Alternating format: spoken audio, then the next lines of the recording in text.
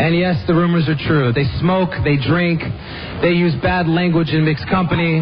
They're extremely rich, and they can flash more bling than most posses in this room. Rock stars they are, and God bless them for that. You can call Don and Mike anytime from anywhere in America. 877-365-3636. From D.C. on WKFK, 202-432-1067. And from New York City on WNEW, 877-692-1027. They're ready to believe you. Stop on the run.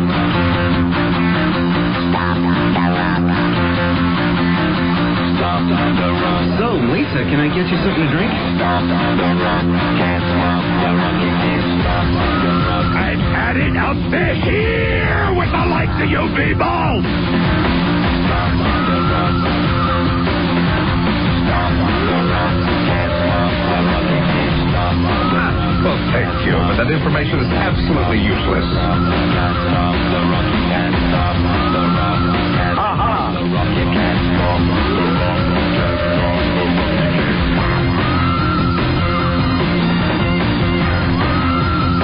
Kiss my left ball, dimwit. Oh, we're sorry. Eat my bones. Dickweed. That's right.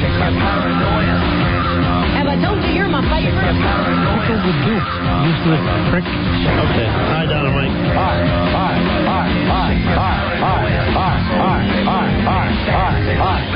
Welcome to our show. It's the Don and Mike show, and they say what they wish. Where else would you rather be than right here, right now?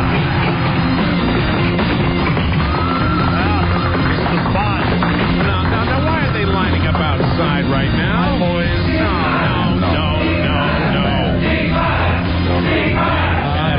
We're just here for Rob. Based on a true story, he was a neo-Nazi with one true enemy, himself. A man of faith, a man of hate, and a soul torn apart. Viewer discretion advised. I know it's only been 20 hours, but I've missed you. Thank you. Good morning, Mr. and Mrs. GTFO and all the ships at sea. They're sweeter and more precious than Vince Lombardi's caramelized scrotum. Don Geronimo and Mike O'Mara. Thank you, Rob, and hello, and thank you for listening, everybody. Don and Mike Show, new episode. New episode, I say, on this Tuesday, June 11th. Right. Phone number 877-365-3636. There he is right there. The bully. Pushed me down, bloodied my nose today. I actually saw that in the stairwell. I've never seen anything quite so violent in my life. I said, look at this tattoo. Said, look, yesterday, I know you guys had stuff you wanted to explain. I understand. But today, at this point, then, it bloodies me. I'm like Mike Tyson after the fight. Yeah. I'm staring there. I'm saying, please. And then he said to me, I'm going to eat your brains. Right. And I'm going to eat your children. Why was he standing over you saying, I'm Gumby, damn it? I'm going to F you too, you love me, faggot. That's right. If you don't introduce me, so let me please say, there is everybody's favorite, Buzz. Hi, Don. Hi, Mike. Hi, Buzz. Hi, Buzz. And let's dive right into your phone calls. Hello. The Don and Mike Show. How y'all doing? We're doing great, thanks. How you all doing? Just fine. I just wanted to give y'all a shout out. Y'all kick some ass. God bless you. Are you effed up?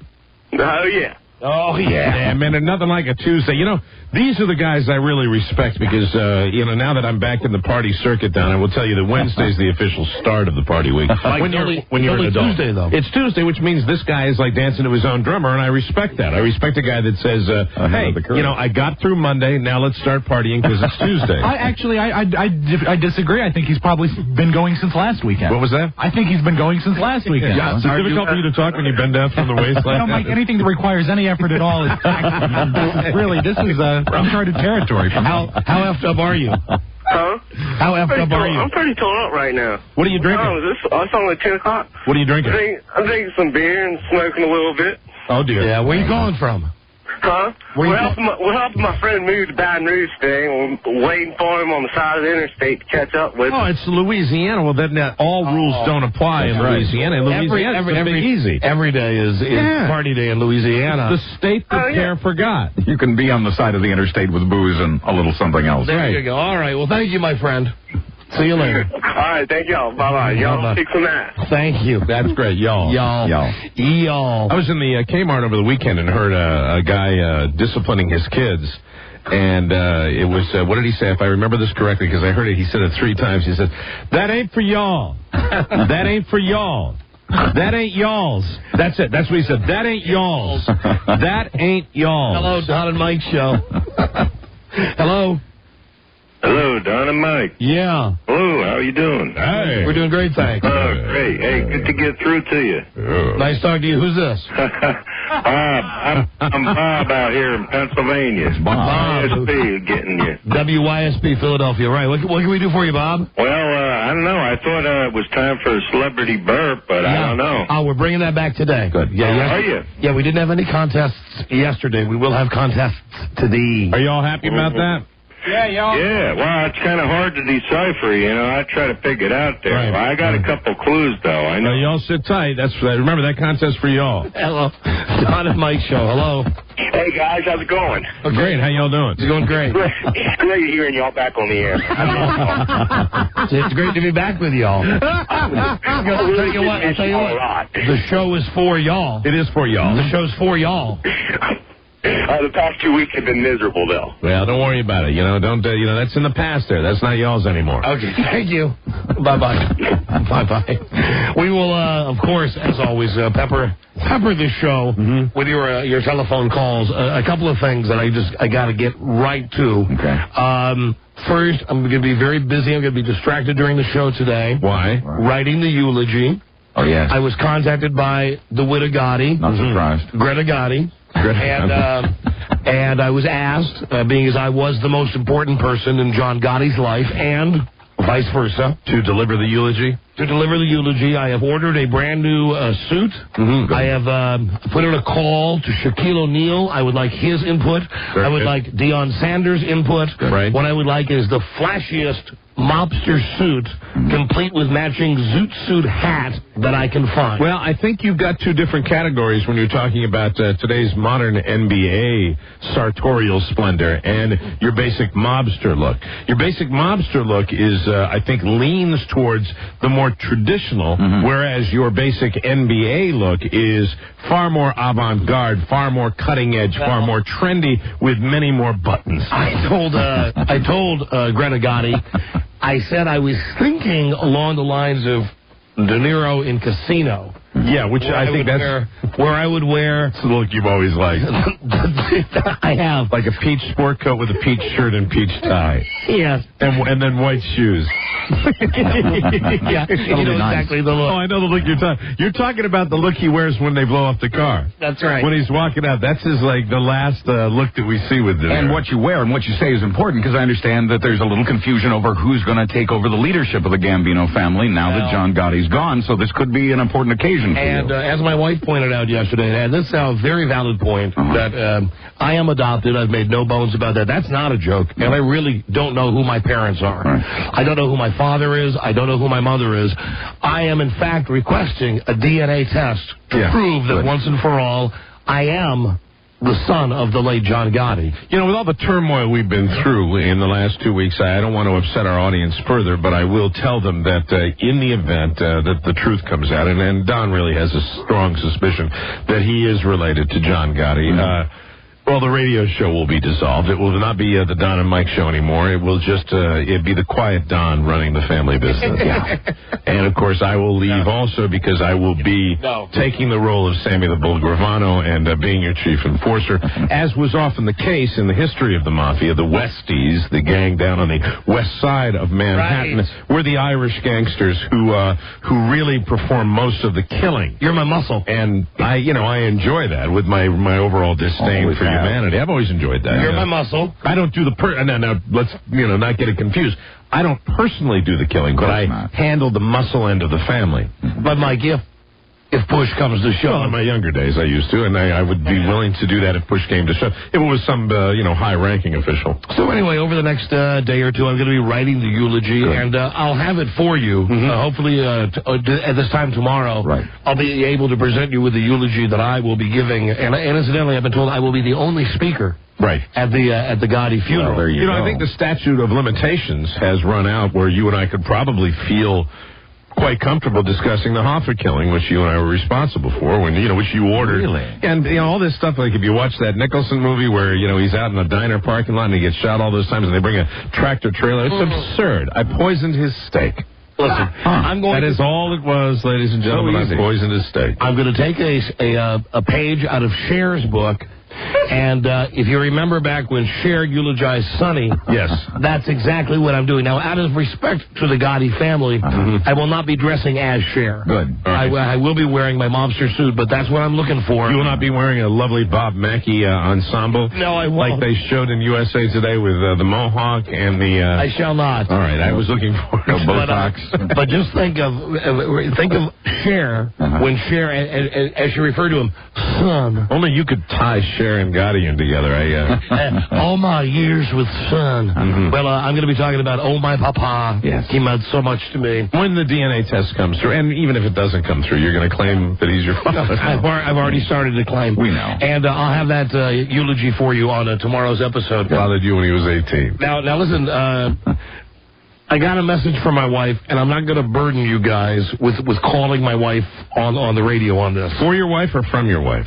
For my wife. This is a message for Freda. Okay? Stop it. Stop it. Stop this string of robberies. No, just stop it. That's the Larry King thing. Here's the deal. She lives to spend my money. We live in, by all accounts, a wonderful house. Yes. Yeah, lovely home. A beautiful house. I couldn't be happier. I'm never moving. Well, she has always had plans. Never say never. Well, Mike, of course. Sorry. Rhetorically, I'm never moving. Right. Of course. Yes, you never know. And you remember, it's always there for you. I know. Okay. Well, I'm not talking about just the speakeasy. I have an empty room in my house that's wired for cable. But anyway, I like the location we live in. I like the house. And she came to me. This is partly my fault for half listening. During one of these times when it was, I want to do this and this and this and this and this. And I said, fine.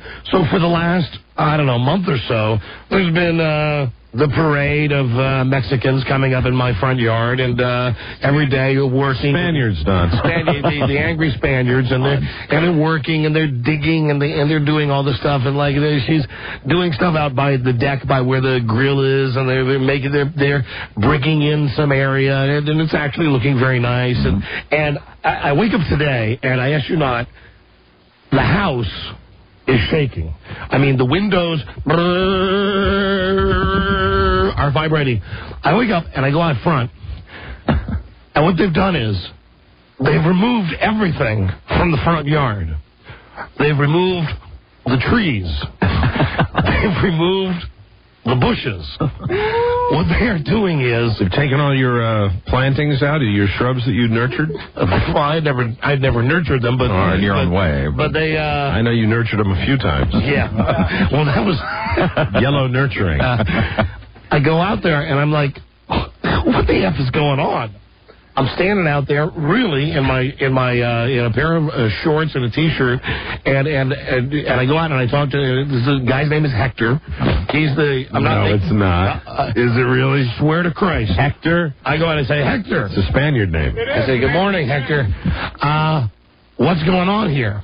And he says, we are, well, he doesn't have an accent. Okay, he doesn't. He says, we are moving some shrubs. He says, we are operating on Miss Freda's orders. And I say, exactly what are you doing? And he says, all of this is being turned into a driveway. A massive driveway? Wow. And I stop for a second and I say, you've just uprooted a gigantic tree. You have taken away all of the shrubbery. You have taken everything. I'm big into paving. Are you making more of a driveway for yourself? Well, apparently I am. Apparently I am. Your driveway's very difficult. Well, apparently now I'm going to be living in the asphalt jungle. Is it going to be a turnaround, or is it going to be all asphalt? Parking lot? I believe, a combination. You don't know, do you? All I know is that everywhere, I went to bed last night. Right. I had a beautiful front yard. I had nice trees, nice shrubs. I wake up this morning, these guys, it's all gone. They've taken it all. In 15 minutes. Wow. They're out there. The tree is just uprooted. All of the plant. I thought you were putting on like an addition or something. No, there's no addition. All we were doing was going to make a nice little area out by the porch. By the front porch?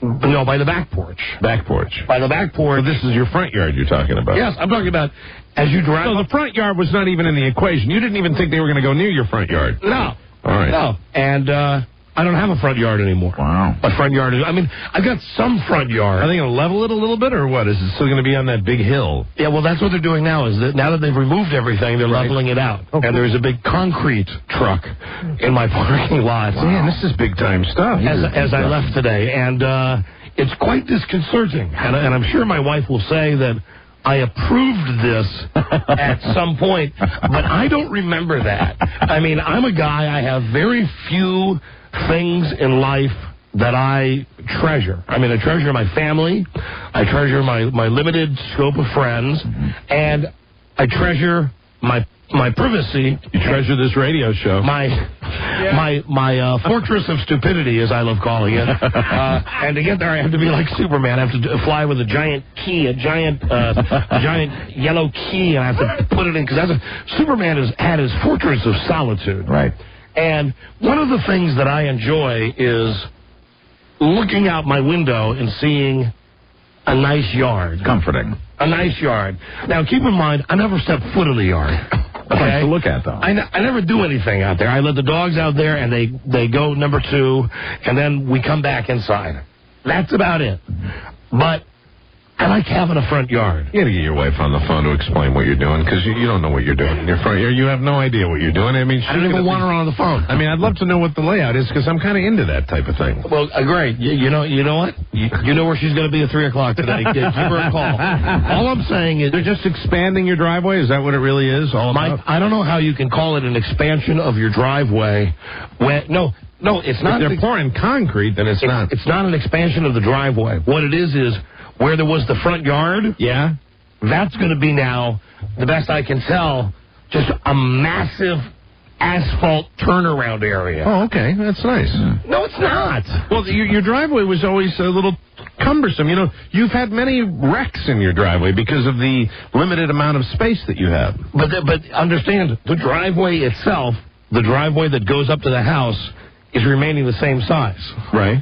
It's only then you'll be able to, like, if you have friends over, like for a poker party, you can, like, drive around that little thing, and you don't have to, park. But I don't have a front yard. Yeah, you don't. I don't have a front yard. And I woke up today and the house was shaking. I go out to Hector. So you don't approve of any of this activity? It's not that I don't approve. Right. It's that I don't believe I gave my approval. Mm-hmm. And I'm sure that if I called her now, it would be messy and ugly, and we don't want that. We don't want that. We just want to do a show. But I just want to say it's very disconcerting to wake up in the morning and your walls are shaking, and I'm not kidding when I say really the glass, the panes of glass of the windows are shaking, because these guys are out front of the house, and what they're doing is they're uprooting everything that's in front of the house. All living things. Everything that's in front of the house. They're out there with Is the amosite going to go right up to your floorboards? What's an amosite? Your asphalt? Is your asphalt going to go right up to the walls of your house? I believe so. Wow. Is there going to be like a little area for like a tree in the middle or something like that? According to what I saw today, I don't see how. Really? I don't see how. That's not good. I imagine that my front yard is now going to be like it's a helipad. Like you go to a Target or a Walmart on a Sunday morning. That's what it's going to be like. Parking lot. I mean, I got one big ass front yard. I'm a big believer in concrete and asphalt around a house. I like living out in rural areas, you know that. But I've always thought, like, immediately around the property, surround it with like concrete, so you don't have any of like the little gnats, termites, bugs that get into your place. All I know is, like I said, it's troublesome to me. I'm weird that way. I like the idea of living like a survivalist. I had thoughts, I said to Hector, is there any way, once I got the word of what he was doing, that in fact, as Miss Freda has asked, they're moving out everything, and it's just going to be asphalt. Can we paint it green? Can we paint it green? Why don't you put AstroTurf on it? There you go. Good idea. You can't. You can't drive on AstroTurf. Can't drive on AstroTurf. That would be a drag. Can't do that. No fun at all. And Rob, I don't have a helicopter. It would be great. They're not. Rob and I think the helipad is a good idea. Where for landing? You could get to Ocean City in like 45 minutes. Isn't that incredible? I mean, you just get your little bell like Greg Norman has, that he takes down to golf tournaments. You just have your little one. And, they make them small enough just for you and Freda. Yeah. So you guys could hop in that little bubble. You could learn to fly it. That would be great. She's afraid to get in a car with me. Can you imagine her getting in a helicopter with me? They make little ones that are like tiny little. Yeah. They're like in a plastic bubble, like the kinds you used to see on MASH. You can put 2 stretchers in case you want to pass. There you go. Absolutely. Me and Mike on stretchers. Sure. Yeah, I'm going with that. We can't get it off the ground. We're trying desperately. Watch out for the power line. Oh, my God. All I know is that as a man, it is terribly, terribly disturbing. Sure. Okay, all right. Go all the way with it, Rob. All right, now we're lifting off here. Right? No, I can't. The helicopter's not going to hold our weight. Watch out for the power line. Watch out for the power line.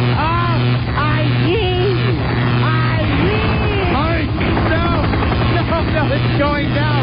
My God, you're going to hit the neighbor's house. Watch out.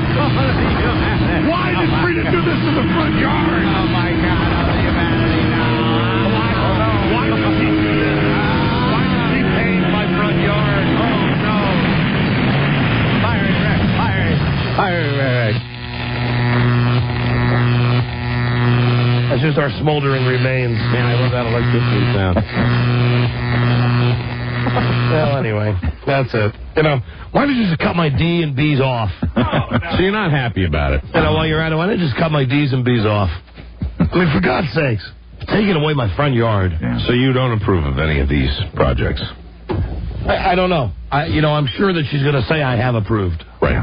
So I'm screwed, blued, and tattooed. I know. If we got her on the phone, she'd give a beautiful, flowery description of exactly what's happening, and that would not make you happy. And furthermore, I'm sure she would say that I've approved. That you've approved it, and then she would go into great detail about the expense involved and exactly how nice it's going to be, and you would hate it. All I know is it's a Kmart parking lot. Right now, my front yard, that's what it's being turned into. And they haven't even poured the concrete yet, right? Not yet. Concrete? Yeah. So you're going to have like a little... Are they going to... Man, wow. I don't know. I mean, you're fascinated by it. You're asking me questions that I don't have the answer to. Tomorrow, right, I will have the Gotti eulogy, and tomorrow I will have facts on what exactly they're doing in front of my house. All right, good. Today. Good. I will say I was very upset when I woke up this morning. It's great when you have all those guys out there working in your yard. Have you ever thought about telling them to perhaps get involved in an intricate system of tunnels? Yeah, really go to town. Secret passageway. We're so conventional in this country. We are so completely conventional. You and Wendell Hall and the Unabomber should get together because I'm getting a clear picture here of... I can't do anything now because I'm a renter, so I have to live vicariously through you. However, I have made a couple of improvements to my rental property, putting a satellite internet dish out on the front yard. That'll be nice. Not really the front yard; it's kind of off to the side, but I got permission from my landlord. Hey, that's handsome. But I mean, now that I don't have the ability to, when you own your own property, you have your ability to just carve and develop and do different things. And I always regretted not doing some of the more imaginative projects that I like an intricate system of tunnels. Like a shelter, a real official shelter. All I know is that the only pleasure I got today, and how sad this is, that the only pleasure that I'm getting out of life these days, except, of course, coming here and doing the show, really, I got a great life. I'm very blessed. I'm very happy with my wife, even though she's turned our front yard into a parking lot. Seems the only pleasure that I'm actually deriving these days, though, is punishing my son.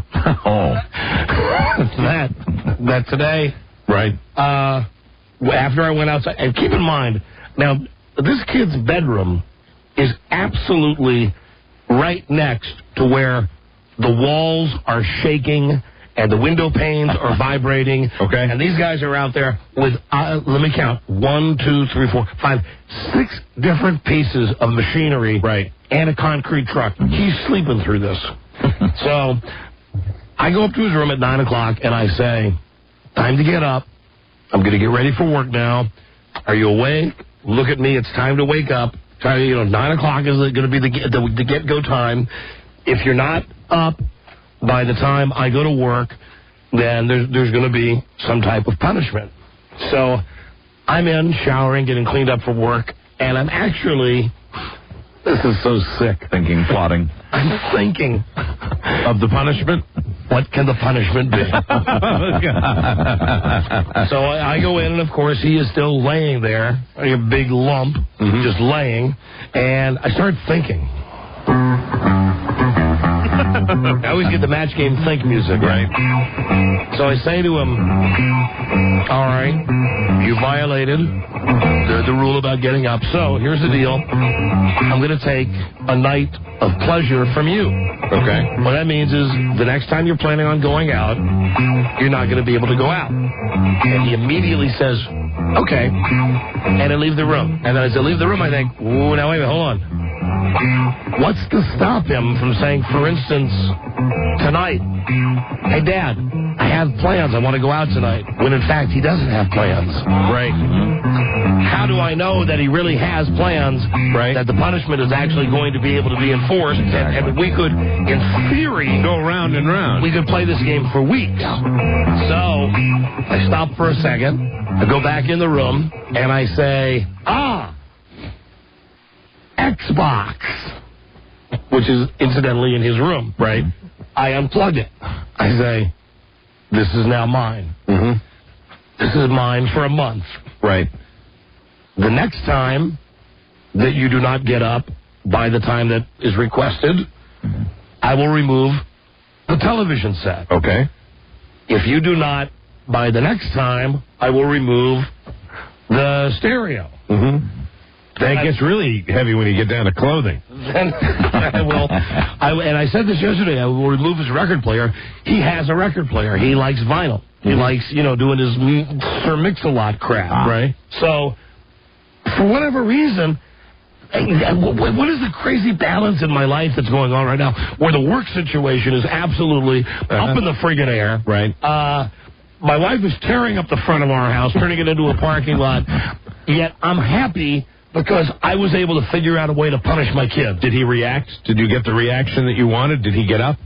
Oh, he got up. Right. He got up, and him losing the Xbox seemed to be of no consequence. Okay. Of course, now that could have been a charade on his part, because I know that, we've been playing the hell out of that Spider-Man game. Right. And that Spider-Man game for Xbox, it is just like the movie. Very cool. I mean, they got the guy, if you get Spider-Man for the Xbox, it is Tobey Maguire's face. Wow. Sure. It is, and it is Tobey Maguire's voice. Right. And you actually learn how to shoot the webs, how to climb the walls. It sounds like a great game. It is the best non-football video game I've ever played. That's why I kept playing it in the store the other day, like in Best Buy. So I kept doing that. It's fantastic. It's really great. So it's out of his life now. But that's the high point of my day thus far. That's the fact. That's kind of sad, the fact that I was able to take the Xbox from my 17-year-old son. It's kind of a drag. And that's it. Satisfying. That's really like the best part of your day. That's not a good thing.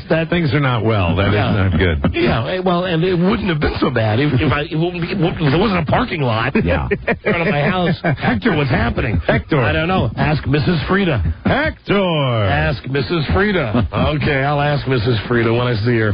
So that's all I got. Wow. Oh, and last night I watched, we have to do a break. I watched a great show last night on Animal Planet. I don't know if you've seen it or not. Boy, you're doing some serious surfing. If you have to get to Animal Planet to get your entertainment. Well, there wasn't a lot on. Was it mating? No, although the movie Heat was on, and goddamn, I can watch the movie Heat. She's got a great eye. I can watch it a million times, a gazillion times I can watch it. But in the boring parts of Heat, I was just going up and down and flipping, and I came on this show on Animal Planet called Pet Psychic. And at first I thought it was a goof. Right. I've heard of this. But it's a serious show. There's this broad, and she sits there, I got a dog sitting in front of her. Right. And I got the dog's owner. And the dog's owner says, what does the dog like to eat? And this broad, she sits there like she's in a trance. And they're not doing it for laughs. Right. No. It's serious. She says, well, dogs eat anything. She says, your dog enjoys the beef and cheddar. Oh, my God. And the guy says, okay, what are her odds on that spooky. The owner says, she's always right. Okay. Then they bring out a cat. And the cat is just sitting on a little stand. And the girl, the pet psychic, who's not wearing like a Swami hat or anything. This cat doesn't like people. They're asking questions. It's generic answers. They're asking specific questions. Right. Why does the cat scratch little Julie?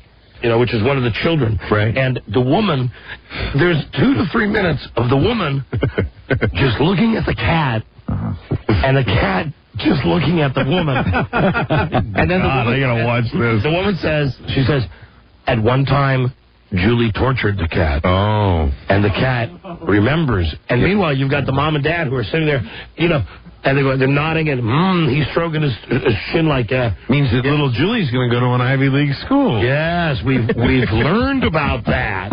I'm telling you that this show is absolutely the funniest thing I've ever seen. That's great. But it's on the level. I mean, at least they think it's on the level. She tortured the cat. Angela? Yeah, hey. Now, here's a girl who says she went on this Pet Psychic show. No. I did. I went on the Pet Psychic when their first show. They filmed it down at D.C. at Atlantic Video, I think it was. And so I was an audience member, and they had everyone bring in their cats and dogs and birds and whatever, and there's I guess 100 of us in the studio with our animals crawling all over us, and she went around trying to talk to the animals, but it was all crap. It was all crap. There you go. Somebody's found this show.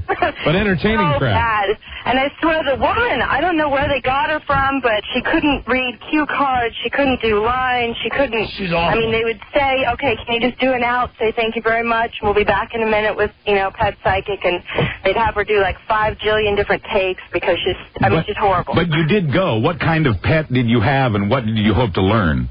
Yeah, it was a cat. Yeah, and what did you hope to learn on the show? They asked me if I wanted to learn anything like where the cat had come from or...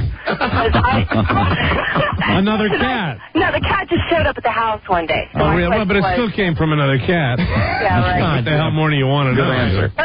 Thank you, honey. The show is, I just checked the listings. It must just be on just Monday night. That's like... I think of that, what's that?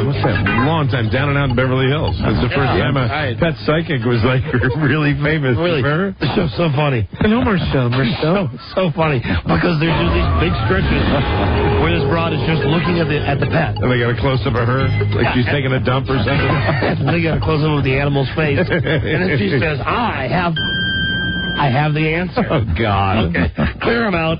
Someone asked, and it's back. And yes, indeed. No, Rob, I don't think you need a psychic to come on. Rob just wrote that.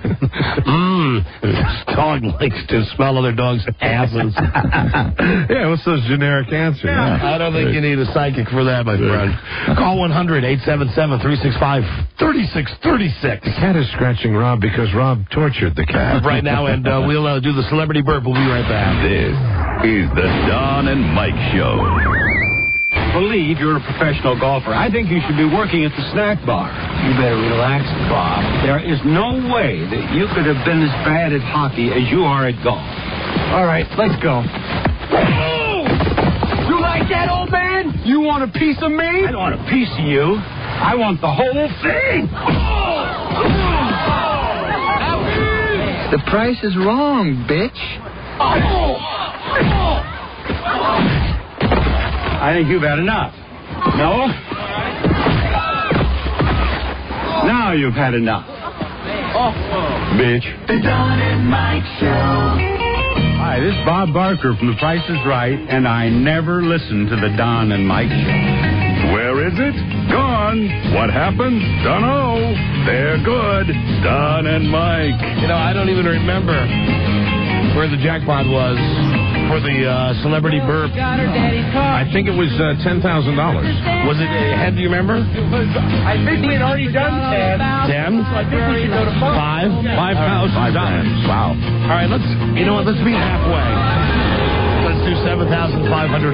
$7,500 for the celebrity burp contest. Here we go. Hi. That's the hotline. Hello, Dynamite Show. I am caller 100. Yes, you are, my friend. And what's your name? Jeff. Hi, Jeff. Where are you from? I am calling from the future. Oh, Wichita, really? Kansas. Wow. Kansas. All right, let me see. Let me give you some stuff. You won a Blockbuster Games Freedom Pass and 5 free DVD rentals. The game Freedom Pass costs $19 plus tax, and you get unlimited game rentals for 30 consecutive days. Limited time offer. Hurry to your participating Blockbuster store to get yours today. No, Rob, no. I refuse. I know that we're backlogged on prizes. Not my fault. I'll give away prizes, but because the station has kept us off for 2 weeks, I'm not going to make every time we do a contest a 3-minute commercial for our sponsors. Mm-hmm. So I'll give all the prizes away, but only one at a time. Thank you, though. Thank you for your note. Well, that means that there'll be more opportunities for people to win prizes. More prizes, That's right? That's right. The right spin, Mike. Your chance to win more prizes and more mentions for the client. Yeah. We'll do this contest a little more often, I promise. Okay, so $7,500 on the line. It's a man. It's a man, baby. Man. And beyond that, I don't think we've given away... did we give away any other clues? I believe you said he was a man's man. A man's man. All right. Stand by that. $7,500. Please don't answer till Mike sings live. I believe something from South Pacific. We wish you Godspeed. Caller, name this celebrity burp. There is the burp. He's a man's man. Let me say for the record, Mike's choice of song does not in any way indicate that this, in fact, is Broadway Tuesday. Happy talking, happy talk. Yeah. Thank you. Yeah. Thank you very much. I don't even know what that was. I don't either. Okay. But it was good. Just, you know what? Sometimes it just comes to me, and it's you got to go with it. That's beautiful. Thank you. For $7,500. Who is that celebrity burper? Well, I'm going to say that was Hugh Hefner. Hugh Hefner. That is an outstanding guess. We're sorry. He's the only man's man I could think of. There you go. Outstanding guess. Thank you, my friend. And don't forget thank you. Every guess is a clue for you. A clue for you. Okay. For y'all. We have a guest coming in a second. A bunch of guests, as a matter of fact. That is very exciting. Something to do with an orgy in New York next week. Wow. Good. We'll be talking to them in a second. I wanted to share this with you. While we were out, while management was keeping us off the air, during one of the weeks, it was, I think, what's the date on this? May 24th. Right. Radio and Records, which we've referred to in the past, it's the disc jockey's handbook. It's the DJ trade publication. It's where DJs get all their information. Right. It's the Billboard magazine of this generation, and they often have load disc jockeys who are just loads, and they love giving advice to other disc jockeys who are loads. And we've always been amused when they have these little primers for people that are in the business, and they always seem to go to the type of disc jockey who feels like being a teacher, that is so arrogant that they feel like they're going to teach. And among the disc jockeys, I'm going to highlight 2 of them for you today. Mm-hmm. One of them we know. Okay. The other one we do not know. Right. I think I'll start with the guy that we don't know. All right. And this is a guy named Jim Harper. From WMGC in Detroit. Right. And he writes the following. And here's the introduction. Tips and tricks. Morning show talents reveal the secret of their success. Oh, good. Some of the nation's top radio performers share their philosophies and the ingredients that make a successful personality radio show. This week, we'll let you in on what makes a few more of today's top performers tick. The secret to their success. Yeah, it's always the secret. And basically, what makes them so damn good. Yeah. Okay. Now, right there. I mean, what you're doing is what these guys love. Is you're getting the Stroke article where they just love wallowing in their own adulation. So we'll start with Jim Harper from WMGC. Jim Harper. Okay. First, and I don't know that I disagree with this. Get ready to write down the secrets, though. I don't know if I disagree with this. Make sure that you want to do this job for a living more than anything else in the world. I don't disagree with that. Right. Well, I do. I mean, no, really. I mean, I think it's a wonderful way. I mean, I know it's your life and everything. You're passionate about it, but I thoroughly enjoy my job. But if somebody, came to me and said you could be, a multi-billionaire business owner and play golf all day, I'd jump at the opportunity. Well, I wouldn't. There you go. And I think that's good that we make that distinction. But I mean, I get what the guy said. There's really nowhere I'd rather be than here. But right. After recent weeks, nothing has changed my opinion. But once you get past that, here you go. Okay, good. Nothing works for you like longevity and equity in the market. If you can last... Longevity? Yes, longevity. If you can outlast all the PDs, GMs, and sales managers and stay at one station, good things eventually happen for you. Again, I'm sorry. I'm sorry, I can't agree with that. I can't. Sometimes you gotta go over this stuff with me before you read it. You're catching me by surprise right now. I'll behave myself. That I don't agree with. Day number 2. Now, here you go. That's the first thing I don't agree with. Longevity in the marketplace. Okay. That's the first thing I don't agree with. So stay one place at one... But now, say it again. Can you read it to me again, that longevity? What is it? Nothing works for you like longevity and equity in the market. Longevity. If you can outlast all the PDs, GMs, and sales managers and stay at one station for a number of years, good things will happen for you. Right. Not necessarily. No. Yeah. All right. I disagree. I just wanted to make sure I gave it an emphatic no. Here we go. Now here are some of the actual tips. Meaningless. Some of the actual tips. Right. Be kind to everyone you meet in the station and outside. Yes. Nothing gets you the respect you crave like being a decent professional year after year. Well, you have to modify. There are truisms within that. I say be nice to the people that are nice to you. Who deserve it. Yeah, who deserve it. Right. If you're nice to the people who are humps to you. Let me continue. Okay. Be yourself. Uh-huh.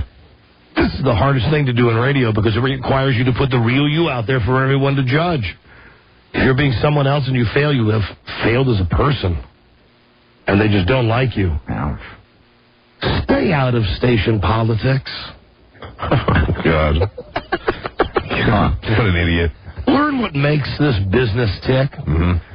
Become friends with the salespeople and sales managers. Find out how the work you do on the air converts to the business they sell. Oh, come on. Now you're... Jesus. I know. Come on. Hold on. What a bunch of garbage. Understand when the station's having a good and bad sales month.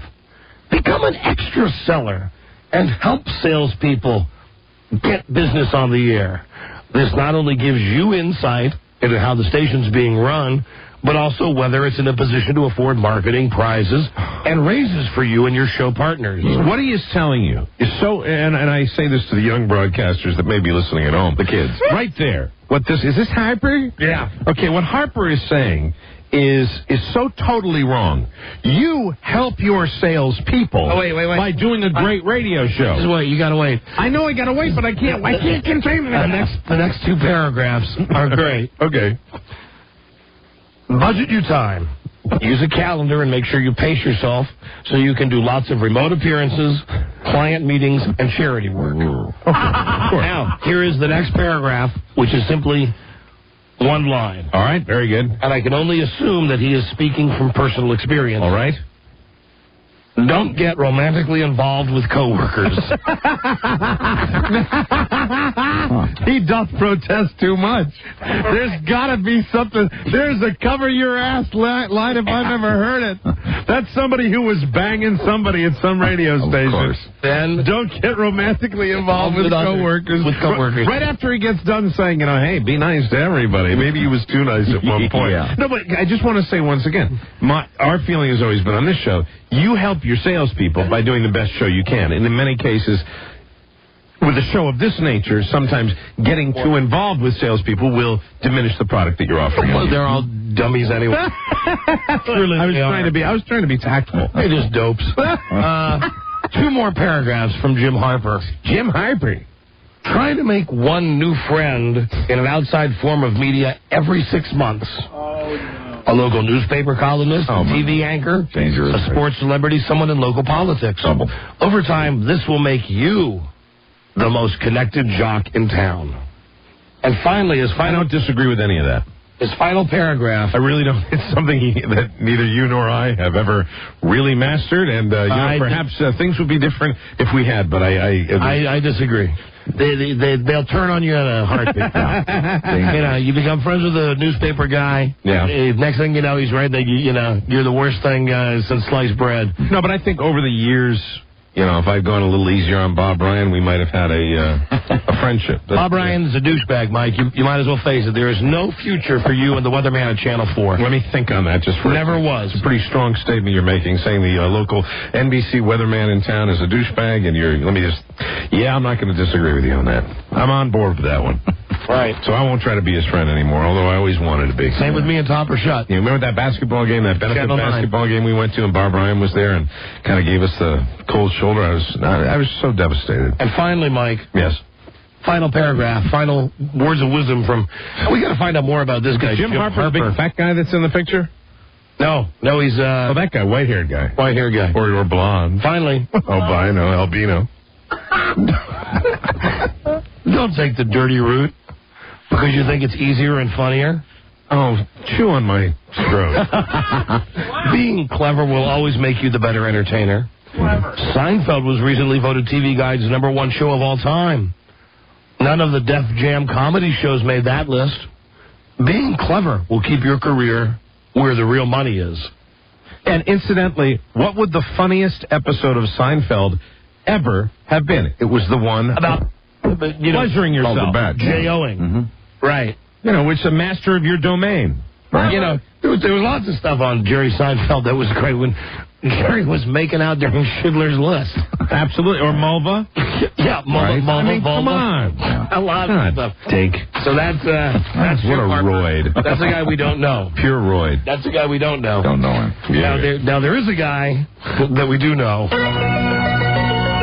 Hi, this is Mix 107.3's Jack Diamond, wishing you and yours the happiest of holidays with the sounds of Christmas, a gift from our family to yours, on Washington's Mix 107.3. Shut up, Harvey. A man who thinks, because I am on the radio, I am a superior human being. Now, as you look at the other guys that they talked to Rocky Allen from WDVD Detroit, and he gets... Rocky Allen, who looks like, seriously, his head is just going to clean explode.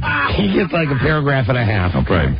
Then they talk to Jeff and Jer from KFMB San Diego, and these guys, they got the least to say. Right. They got... Well, they're in San Diego. They don't have to talk. 3, 4, 5. 5 paragraphs, all they get. Okay. Jim Harper. He got 1, 2, 3... Incidentally, don't get romantically involved with anybody at the radio station. 1, 2, 3, 4, 5, 6, 7, 8 paragraphs. Okay. Can I also make a statement? We joked about what he said about being romantically involved. I just want to say I emphatically disagree with that. And I'd like to say, Colette, I disagree with everything he said. Thank you. And thanks for the chicken wings. Like it's a secret, Mike. Okay, but I just, every now and then I like to pass along the Quan. So I'd like to point out the amount of airtime, the space, the airtime here in this magazine that the other disc jockeys take to talk about themselves. Jack Diamond gets 1, 2, 3, 4, 5, 6, 7, 8, 9, 10, 11, 12, 13, 14, 15, 16 paragraphs. Of course he does, because he is the king of all humps. So, here we go. Do I have time for this? Yeah, you do. You think so? Yeah. Okay. Yeah, thank you. Jack Diamond, you know about him. Yeah, how you doing? I would be, and I have to go and tell everybody right now I was the only man that ever worked with this man. And a lot of this article is directed at us, although he doesn't mention us by name. Yeah, but he's speaking to us because he hates us more than any human beings on the planet. Jack Diamond, WRQX, Washington. And that makes me laugh right there. Developing talent is something our business must pay more attention to. Yeah. I'm very happy to share a few ideas and thoughts. I'm very happy because I've got an enormous ego. These have worked well for me and our morning show here in Washington for nearly 13 years. And for my work in talk radio on WMAL Washington. There he goes. And WABC New York. Self-promotion machine. Incidentally, what he does is like if a guy on WABC has kidney stones or something, right? They call and they say what they do is they get a list. They go, who would be dumb enough on his own dime to pay to come to New York to do a 3-hour shift on WABC? Yeah, thank you. Jack Diamond would do it. Yeah, it's great. It's good. It is great to be working on Christmas. That's the last time he did it. You're right. Yeah, thanks a lot. Hope all the regular stars are enjoying their Christmas vacations. If you do a personality-driven show in any format, I think I have something here for you. Of course he does. So now he's always believed that. He's believed that for 20 years. Out of all the disc jockeys in this article, he's the only one who's coming out and is actually saying to his peers who are reading this, listen to me. I can help you. Yeah, I'm going to help you because you need it, because I'm superior, I'm Jack, I'm up the mountain, I'm 2 feet tall. Number one, and this one right here is where he breaks the rule. Be yourself. Now, what everyone should know that's reading this article or hearing you tell us about this article, he is lying from the very beginning. He is the biggest phony on the radio. I mean, we've spent way too much time discussing him, but everybody knows he is the biggest phony in the world. I should say that in a roundabout way, many, many years ago in the 1980s, in a very roundabout way, he threatened me with a gun. There you go. He used to have a gun, and he said, remember, my revenge will be sweeter than that. He was talking about his .357 Magnum. And my first run-in with Jack Diamond was one day we were talking about him on the air when we were competing against him in the mornings, and his whole rap is that he's the nice family guy. Right. You know, keep in mind, I'm not even going to get into the divorce and you know, marrying the tambourine player from his band, and that's right, putting the pictures of the, you know, and the perfect example is right here. Mike has gotten separated. Mike's come on and told you the good, the bad, the ugly. Right. He's kept his kids out of it. Right. I would like to say I am looking for a tambourine player for my band. Of course. He has not tried. Not a current tambourine player. You know, and I know sometimes people get sick of it, like they get sick of me talking about my life, but I'll say he's handled it honestly. He's come on and said, listen, you know what? The marriage fell apart. He's not trying to make it a fairy tale like Jack Diamond does. Right. Yeah. Okay. Yeah. And take that opportunity. Give props to Mrs. O'Mara also. We were saying that this morning when I dropped my daughter off. I said we have gotten through the high difficulty period of this situation, and we've done it with as little fallout as you can, and I'm very happy about that. And you know, right now it's like bring on the Asian concubines. So so Jack Diamond has lied about himself and about what he's all about. So right there when he says be yourself, he's never been himself. This was the most difficult thing for me to accept and understand when I was a young jock. I wanted to be like Dan Ingram or Cousin Brucey. Be me.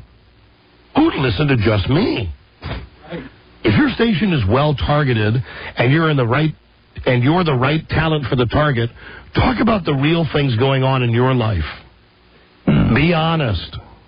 Share your failures as well as your successes in life. Process real-life experiences through your talent. Not a friggin' chance this guy does this. It's just, he's so sanctimonious. I mean, this guy, if you knew this guy just thinks Listen to him. Hi, this is Mix 107.3's Jack Diamond, wishing you and yours the happiest of holidays with the sounds of Christmas. F you. A gift from our family to yours. Does everybody in Mix 107.3. Everybody in business, everybody in their personal life, you have met an individual like this, the kind of individual who knows everything, who is never wrong, who, you know, if he does something, it's the way it's supposed to be done. It's just, now, I hate the guy. Here we go into the part of the article that I have highlighted that I consider to be his open message to you and I. Very good. Let's listen. Yeah, he's going to slam us, I'm sure. Don't ever do a break, let alone a show, for any other jocks in the market. They don't count. Ever. Next paragraph. Even though he's talked about us before. Yes. Funny. Oh, and as a matter of fact, you know what? This would probably be an excellent way of pointing that out. Listen to this. The Don and Mike Show goes to war. This time, no mercy on you. Sure. You son of a bitch. The enemy, Jack Diamond, a.k.a. Harvey Joel Fisher. The Harvey Joel Fisher Pandora's box has been opened. Everybody in the radio business hates you. So does this war have Harvey in over his head? I got some news for you. You're in deep water now, okay? You're swimming with the big boys now. Don and Mike even mercifully offer the enemy a way out. And the only way it's going to end is when you come on this show and ask us publicly to please stop talking about you. But despite all of his tough talk, Harvey Joel pussies out. Just 24 hours later. Harvey. Good morning. All right, well, I will accept this as your apology since you were big enough to call us. Well, thank you, guys. Okay. I appreciate it. Okay. Have a nice day. Thank you very much. The Allied forces of the Don and Mike Show prove victorious once again. All right. Keeping America safe. So remember what we've learned. What did we learn? Don't with Don Geronimo and Mike O'Mara. Right. And God bless America. So, don't ever do a break or a show for other jocks in the market. They don't count ever. Passionate there. Even though we have a tape of him calling us after we called him out one time. Ignore cheap shots from the competition. He doesn't do that. They're really just free promotion. Ever send someone an email and never get a reply?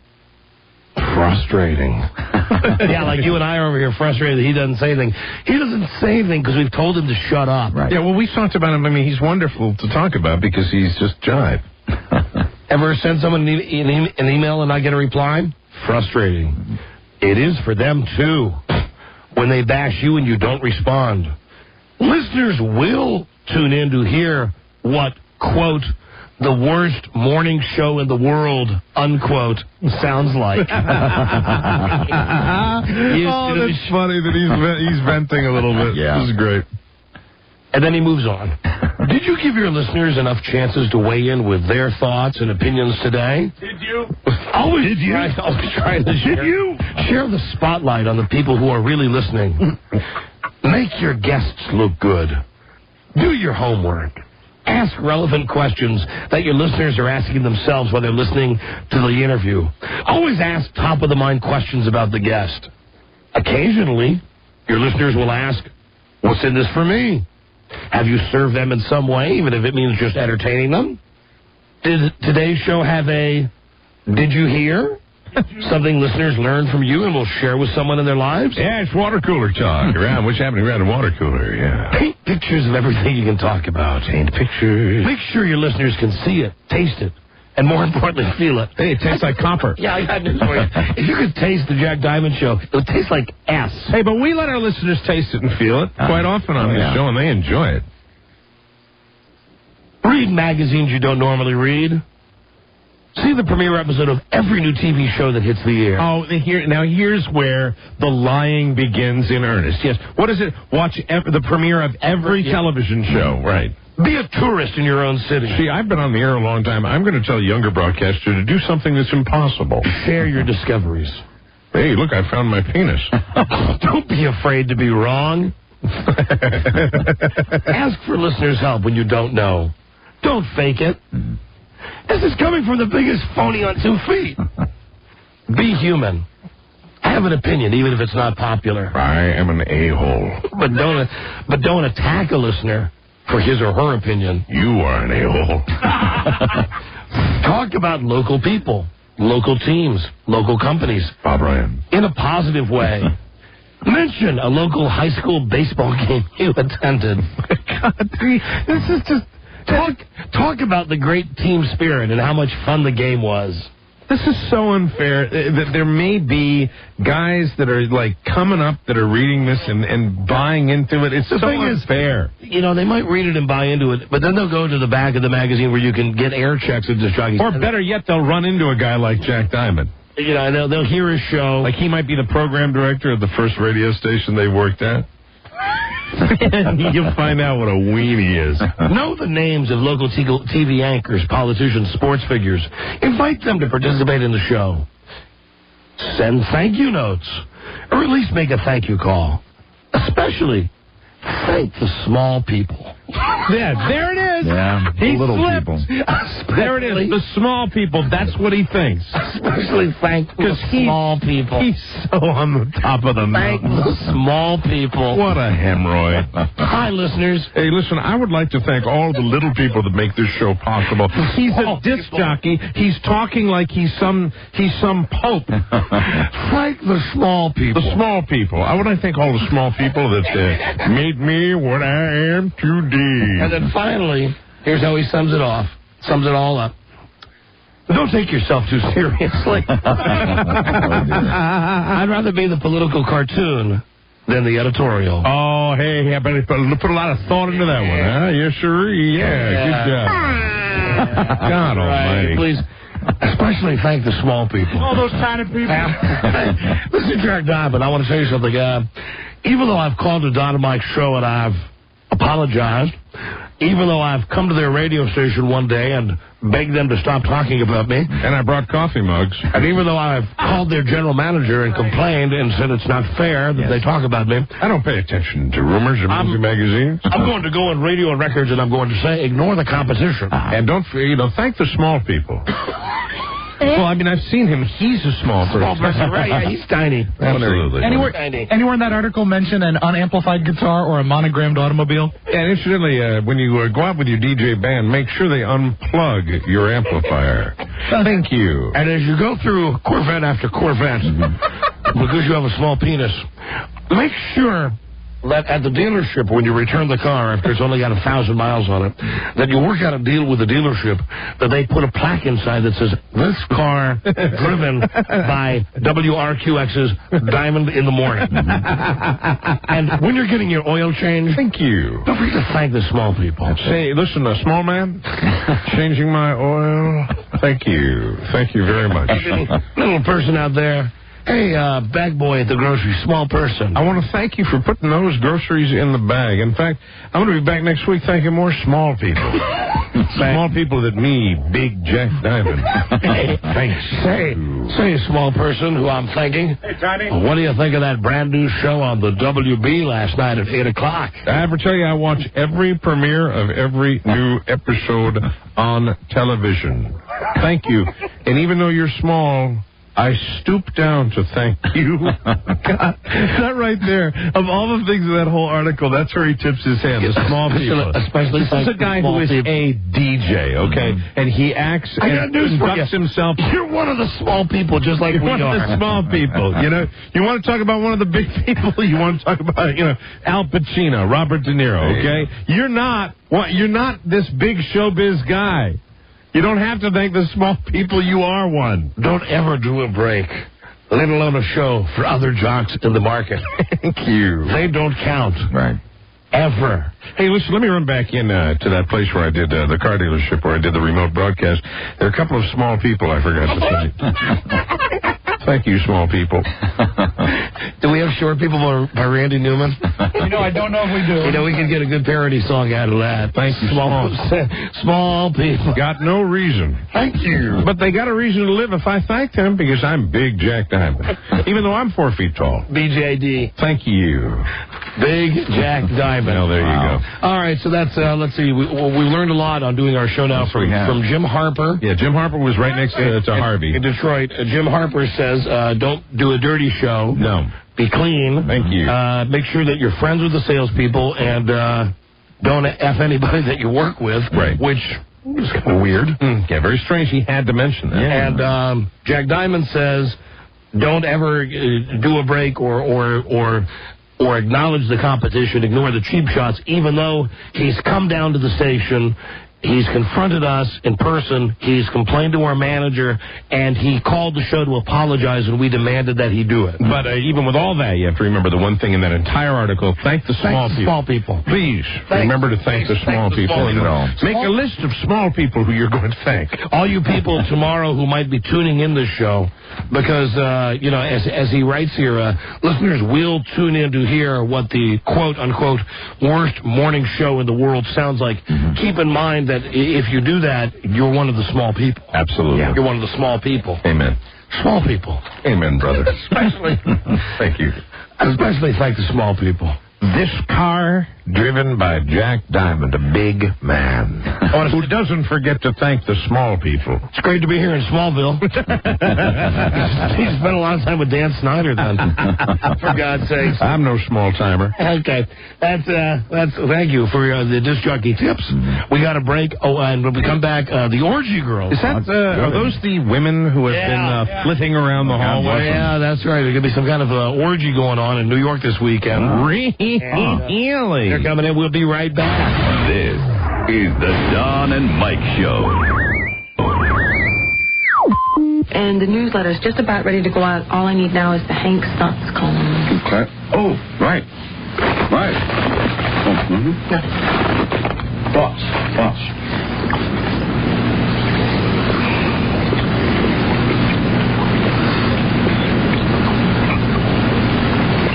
It's October, and we all know what that means. If Princess Di were here, I'd tell her, hang in there.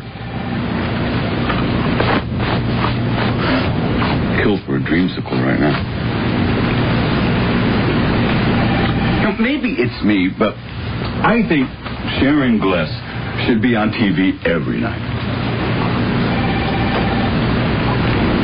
If I had my druthers, there would be no more world hunger. What do you think? Couple more. I sure do miss the cow sills. That mini-skirted mom sure was sexy. Jesus. I think that's Jerry and Sally f***ing in the parking lot. Wow. I am telling you, nothing beats that missionary position. I think I have enough, Hank. Yeah, hurry up and put it in the computer and get it out to the fans. I might just do a little editing. No. We never edit Hank's thoughts. Right. Hey, Hank. Listen. Come here. Come here. Don't make me look at your car again. What? Jesus, I just talked to him. Yeah, get a load of that. God, that little rat bastard. I thought you had a talk with him. I did. Hell of a lot of good it did. If he bangs her any harder, the airbags are going to inflate. The Don and Mike Show. You can call Don and Mike anytime from anywhere in America. 877-365-3636. From D.C. on WJFK, 202-432-1067. And from New York City on WNEW, 877-692-1027. They're ready to believe you. That's right. I've had it up to here with the likes of you people. All right, we're back on the air. Let's, Okay. A brief bumper. Just brief. The Don and Mike Show. let's bring the orgy girls in. Yes, please. Now, what the hell is going on here? Here's what I understand. Tomorrow night in New York, 125th E Street and 11th Streets in New York at Webster Hall. It's the Imperial Orgy, the erotic masquerade ball. It's an orgy. Is that like Eyes Wide Shut? You know, where they all wear their masks and they're sitting there, you know, something like that. And the websites to go to are www.orgyball.com. Wow. Or www.dcsocialinsider.com. And here they all are. Are all you people that are in the studio here going to be participating in the orgy? Yes, we are. Actually, not all of us, but most of us. All right, now, Really? Lisa, where is Lisa? Hold on a second. So, Lisa, can I get you something to drink? Now, Lisa, when you came, hold on, when you Look came at that. There's the poster. when you pitched these guys as guests because they had called, the thought was, explain to me what you told me, that they're having an orgy tomorrow night in New York. Right. And they're having an orgy tomorrow night in New York. Sexy beasts are welcome. Are you going up for the orgy, Lisa? Will you be Yes, I have participating? taken the day off for tomorrow and the next day, so I will be going to the orgy. Very good. Spending a lot of time in the spanking booth, I'm sure. All right. Spanking booth. Okay, now, how many people will be coming to this orgy tomorrow night at Webster Hall? About 2,500 people, hopefully, definitely. Wow. Actually, we've got a naughty VIP room, a central massage room, a spanking booth, rope tying show if you want to learn how to tie up your loved ones. Good. The human buffet, exactly. The human buffet. It's all at orgyball.com. All you can eat. Wow. 45 minutes fed by Clint Starr. I'm actually going to be doing 45 minutes of performing. I'm doing 9 tracks at this show. What do you perform? What do you do? It's house music. I'm a house artist, so I've been performing a lot, actually all over the place. I just got back from doing the Crowbar in Miami. I played 930 Club in D.C. Oh, very cool. So you're a musician? Musician, house artist. What is a house artist? What is that? It's house music. It's high bass beat dance track. Technical stuff. So it's like boom, boom, boom, boom, boom, boom, while people F. Get their groove on. Exactly. All right. Yeah, all right. Now, you girls, let's get your names here. From Cassandra. Who are you? Cassandra. Hi, Cassandra. And you are? Amanda. Amanda. And you are? Gina. Gina.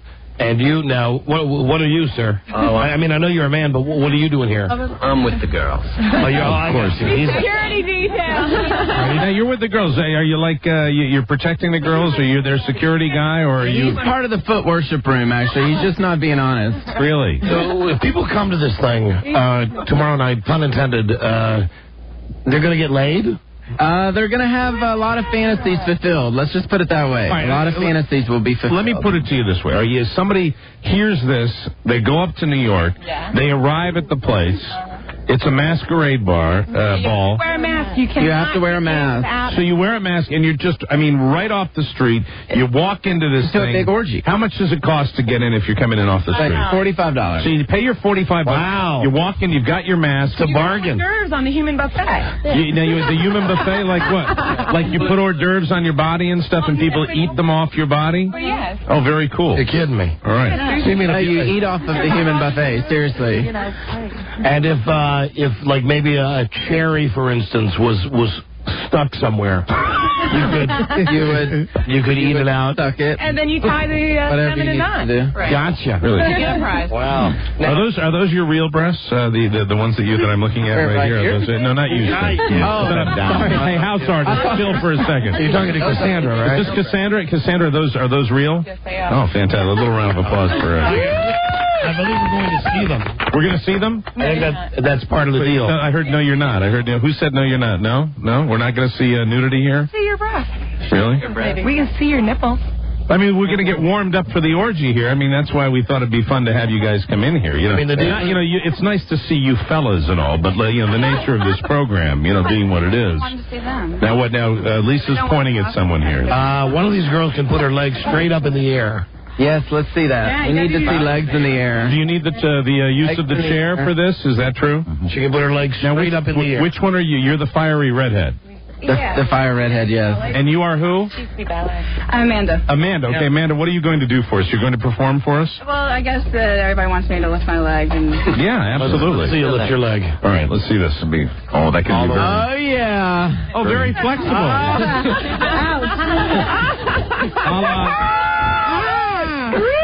can be very handy. That's very nice. That's very nice. Now she's doing it with the other leg. Yeah. Oh, wow. Very nice. Now, I've been told that something will happen if I play some of this music, right? We're going to hear Clint Starr. Okay, now, all right, very good. I want to tell you that, here you go. I'm playing the music now, and now stuff is supposed to start happening here. All right, is it loud enough in the studio? Can you all hear it? We can hear it, of course, through our headphones right now. All right, so... I just spent my $45. I'm wearing my mask. Where the bitches at? Let's eat. There you go. Oh, now they're taking their clothes off. Now the girls are actually taking their clothes off. Very exciting right now. Wonderful. Let it began. Now there's some dancing. There seems to be some touching. And now seems to be rocking back and forth. Why is it just the guy's shirt that's? Oh no. No, there seems to be some clothes beginning to come off in here. As we get ready for what is the name of the Imperial Orgy. The Imperial Orgy. The erotic masquerade ball tomorrow night at Webster Hall in New York. And this is just for people that like to go to parties and wear a mask. I think you had it right with the eyes wide shut fight. The eyes wide shut. People that are in D.C. that are too PC and they need to let loose. So these are people that just need to let it all hang out. They get lots of fun. Now we gotta see a little something here. Yeah, I'm bored, man. It's a radio or show. This commercial is over. Here we go. Oh, yeah. Lovely. The drive-by flashing. Wonderful. This is America's favorite PG-rated orgy.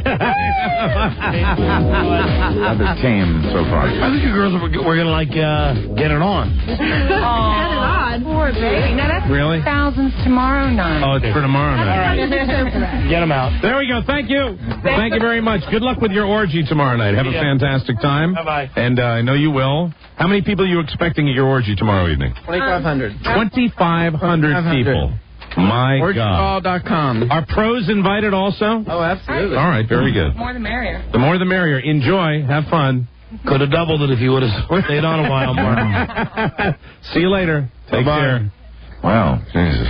Bye-bye. No, I don't want a PG-rated orgy. Yeah, it seemed rather For inhibiting. God's sakes. Yeah, Jesus they did. Christ. It was Beautiful girls. Yeah, a lot of that.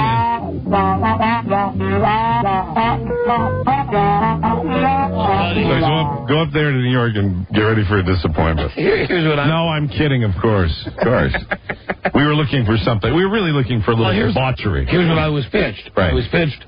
They want to come on the show, right? And they want to promote these websites and the fact that they're going to have the orgy. There's going to be the guy, the DJ, and then we play his music, and then he'll bring three beautiful women, right? And the women were beautiful. The women were very attractive. And as the music was playing, they were going to begin to have an orgy. The women were going to get naked and start to have an orgy. And it didn't work out that way. No, so we got a flash, and that was about it. So we are extremely impatient.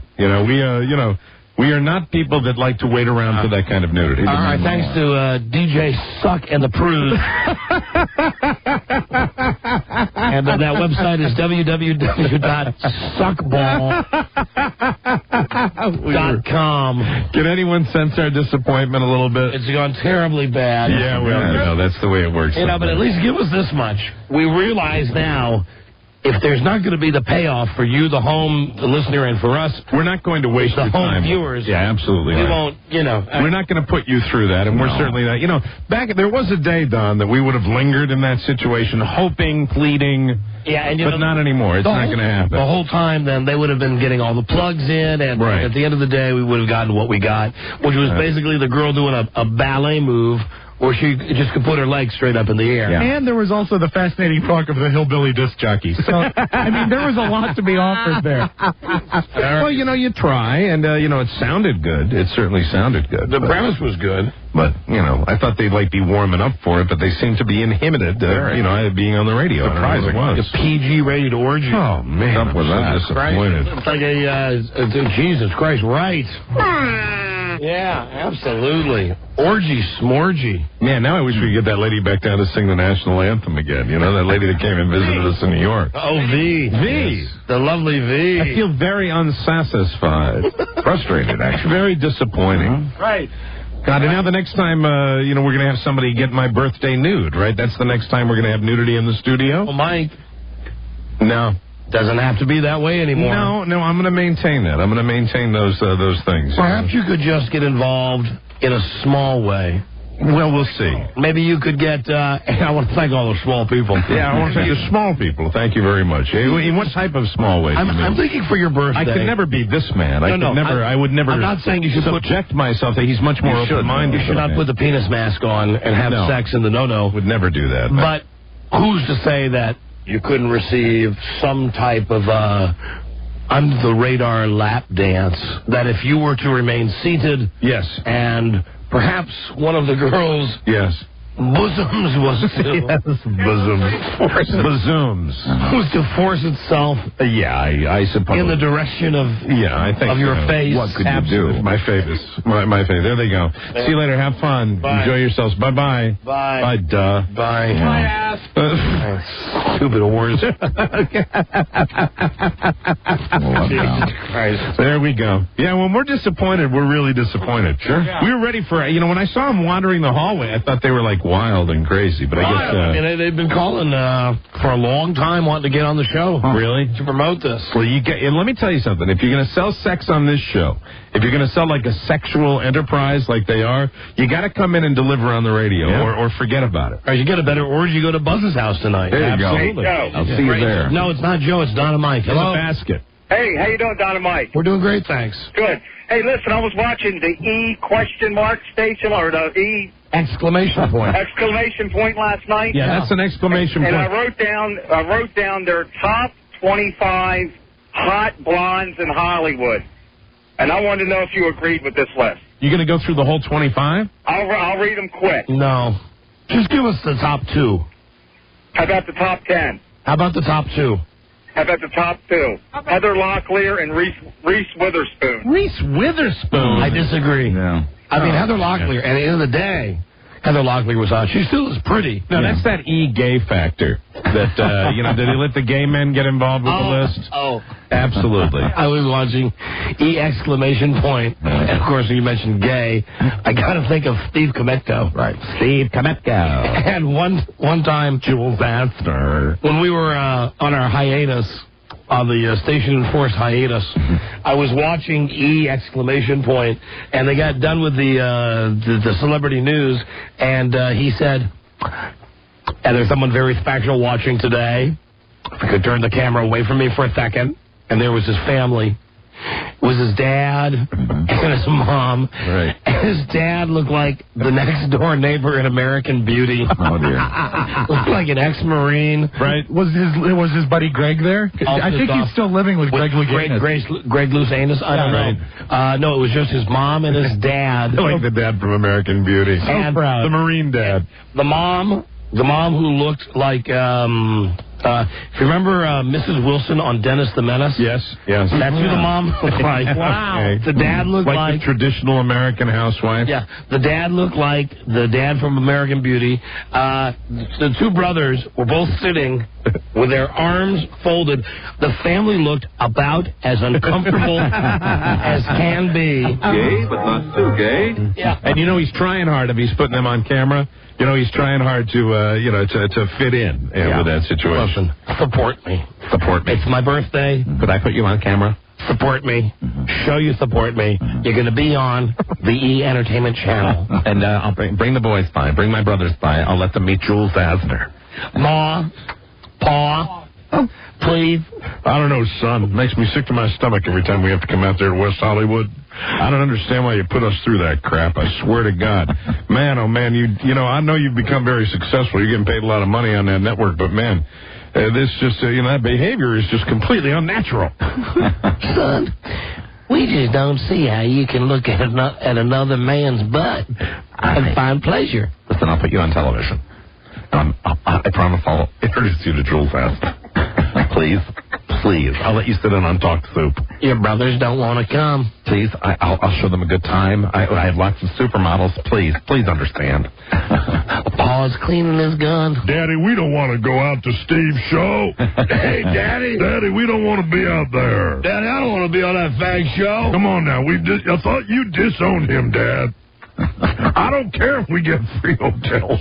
I swear to God, I don't care if we get to go to that Chinese theater. I don't want to do it, Daddy. Now listen, boys, this is your mama speaking. Oh, Mommy. I don't care if he's a pole smoker or not. Oh, no. He's a Kometko. All right. Through and through. And it's his birthday, and he's invited us out to come out there and be on his little television show. Oh, we're gonna sit there. Oh, shoot, Mama, he's putting the camera on us. We're gonna sit there and we're gonna be polite. Oh, man, he wears all them shiny jackets and them turtlenecks. We're gonna watch him do his show. Oh, damn it, Mommy. And we're not going to think about the fact that as soon as the show is over, he's going to be diving into some guy's duke. It was the most awkward. Oh, right. Because he was so proud. And I'd like to say today's a special day. And it's not a special day just because it's my birthday. It's a special day because for the first time ever, my family has come out to watch me tape this show. If we could turn the camera off me, that's something I thought I'd never say. Are they going to serve us lunch? And put it on right there. You see there is my mom and my dad and my 2 brothers. Where's that piece of ass he works with? Come on, I want to meet her. Oh, damn it, Mommy. I want to get back there. I got 2-a-day practices coming up. Now, Steve, this is Ma Kametko. we came out, we supported you. Happy birthday. We're a Polish working class family. We don't like our brother in Hollywood. We have knitted you a quilt. And we wish you a good day. Oh, no, Mommy.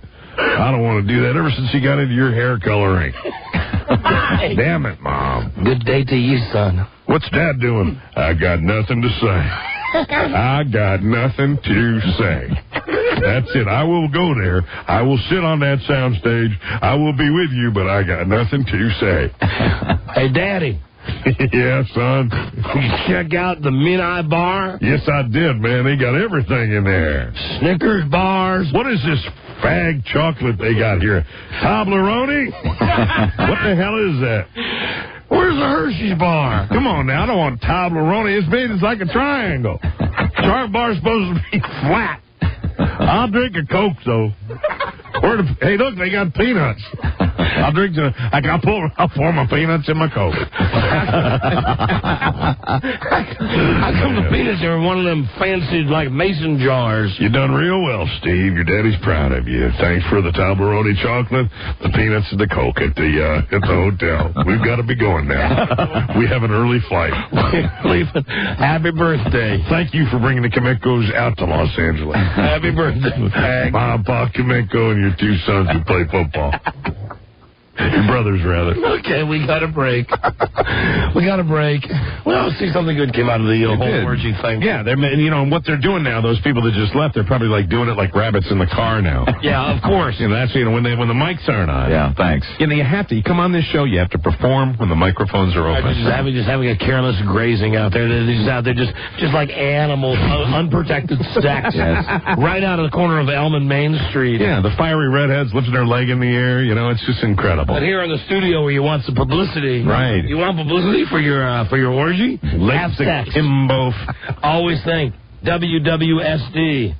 What would Steve do? And don't you think it's important that when they come on the show to promote something like this, we don't want to cajole. We don't want to have to beg. We want, just start the show and let us describe. Be honest, you're whores.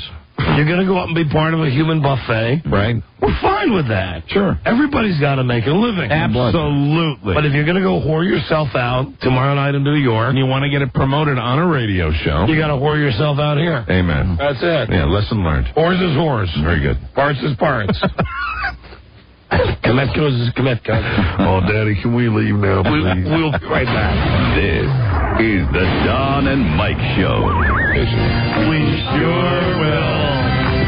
Here's the phone number. 877-365-3636. Danny. Let's see who's calling, okay? Hello, Don and Mike Show. Yeah, Don. Yeah, I am. Hi. Hey, this is Jim Thomas from West Virginia here. Yes, hi. How are ye? Thank you all for calling. Doing good. Hey, I just wanted to tell you, we need to make sure your son never comes to West Virginia, because if you think he's lazy, you haven't met my daughter. And she's 17, the same age. Yeah. And I just have a feeling if they would ever meet, they would have sloth children. I mean, they would never wake up. They'd never get out of bed. They'd never do anything. I believe we have discussed, though, that the sleep requirements of the late teenager, the 16, 17, and 18-year-old, is it's your prime sleeping time. There is also the laziness factor. Right. And any parent of a modern teenager will tell you that, for instance, this morning, if my kid had something that he wanted to do, right, and had to be out of the house at 5 o'clock in the morning, he'd be gone. He would be gone. Right, absolutely. We set a wake-up time of 9 o'clock. You go in, you're not awake. I cut you some slack. I say I'm going to go take a shower. Sure. You get your ass out of bed. By the time I come back, all is forgiven. Right. I come back. He's still there. Laying. You know. Dog ass around him again because the dog is crapped in his room. No.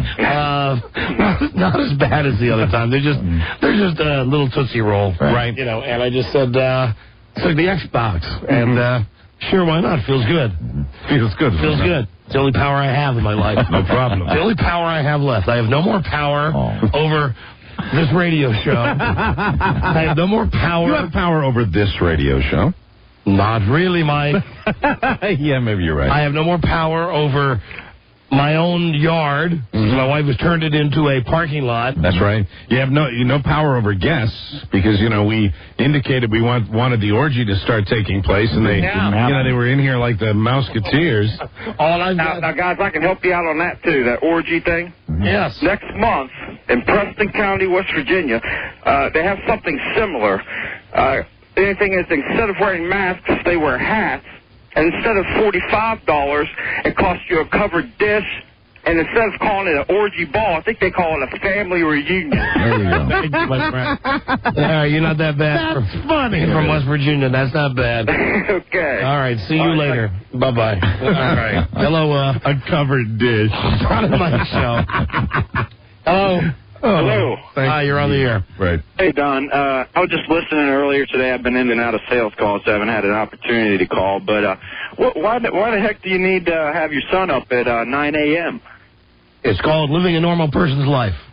Yeah, I guess so. But, father did that to me. I never understood it. Yeah, but you're better. You're better for it, sir. And I'm sure when you have a 17-year-old son, you won't appreciate the fact that if you gave him the opportunity, he would sleep until 3 o'clock in the afternoon every day. Absolutely, and I think that's kind of odd. I mean, I guess I have a 2-year-old right now and a 4-month-old. So Great. Well, then talk to me in 15 years, okay? Exactly. Right now, your biggest problem is the fact that you got to change a poopy diaper. Exactly. And I said I'm not in your position at this point in time, but it's odd how when they're young, we want them to sleep as long as possible, and as they get older, we want to wake them up early in the morning. That's an absolute 100% fact. Just think, maybe if your dad had done it to you more often, you would be, as opposed to selling things that other people create, you'd be creating things yourself. Actually, the funny thing is, I run a family business, and we manufacture the product that we sell. You got me. You got me.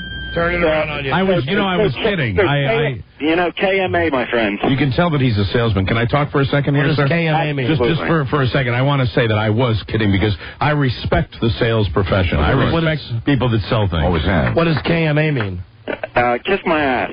Oh, so. What does ABC mean? It's already been chewed. No. No idea. What type of a salesman are you? Always be closing. Always be closing. Did you watch Glengarry Glen Ross? Always be closing. I don't have time. I have a 2-year-old and a 4.5-month-old. He doesn't have time between talking. All right. All right. Thanks for the call. Listen, you know what? You do. Oh, Bart's on the phone. Pardon me? My son's calling in. Okay. Well, it's a business doing pleasure with you, gentlemen. Thank you.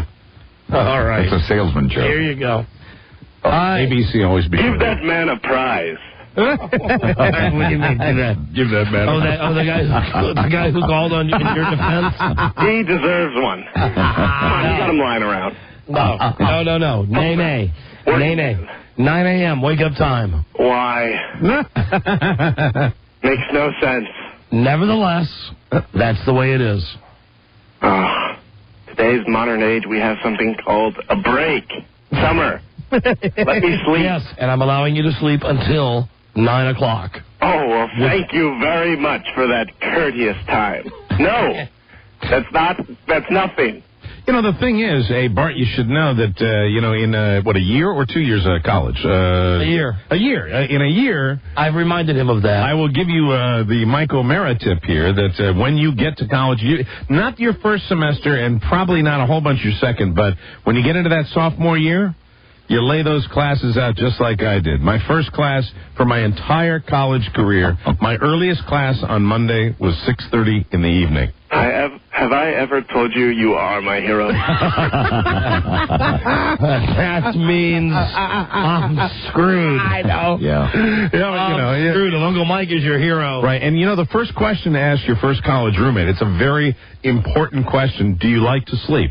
If you enjoy your sleeping, make sure you get a college roommate that likes the same thing. Like, this is all a moot point right now. Because right now he's living under your roof. I'm supporting you, Don. He still has time under my roof. Right. With these house rules. Exactly. All right, son. I'll talk to you later. All right. I'll see you. 9 a.m. tomorrow morning. No, that's right. I'll see you then. Okay. I'll see you before that. We're going to the show tonight, right? Oh, yeah. Yeah, we're going to... Tonight, Bart and I are going to go see Chicago. Chicago. Oh. Fantastic. At a Wolf Trap. Looking forward to it. All right, bud. I'll see you. Okay. All right, bye. Bye. Bye-bye. That's funny. Give that man a prize. There he is. He's always had that way of talking when he calls on the radio, too. Remember we had that tape one time where we weren't sure whether it was Bart or not? Oh, that's right. It is my way, or whatever. Something like that. Here it is. Here's Bart. That is my guess. The bad guess. This is from some movie or something. That is my guess. The bad guess. That is my guess. The bad guess. The bad guess. That is my guess. The bad guess. Give that man a prize. That is my guess. The bad guess. Hello, Don and Mike Show. Yeah, hello. Hey.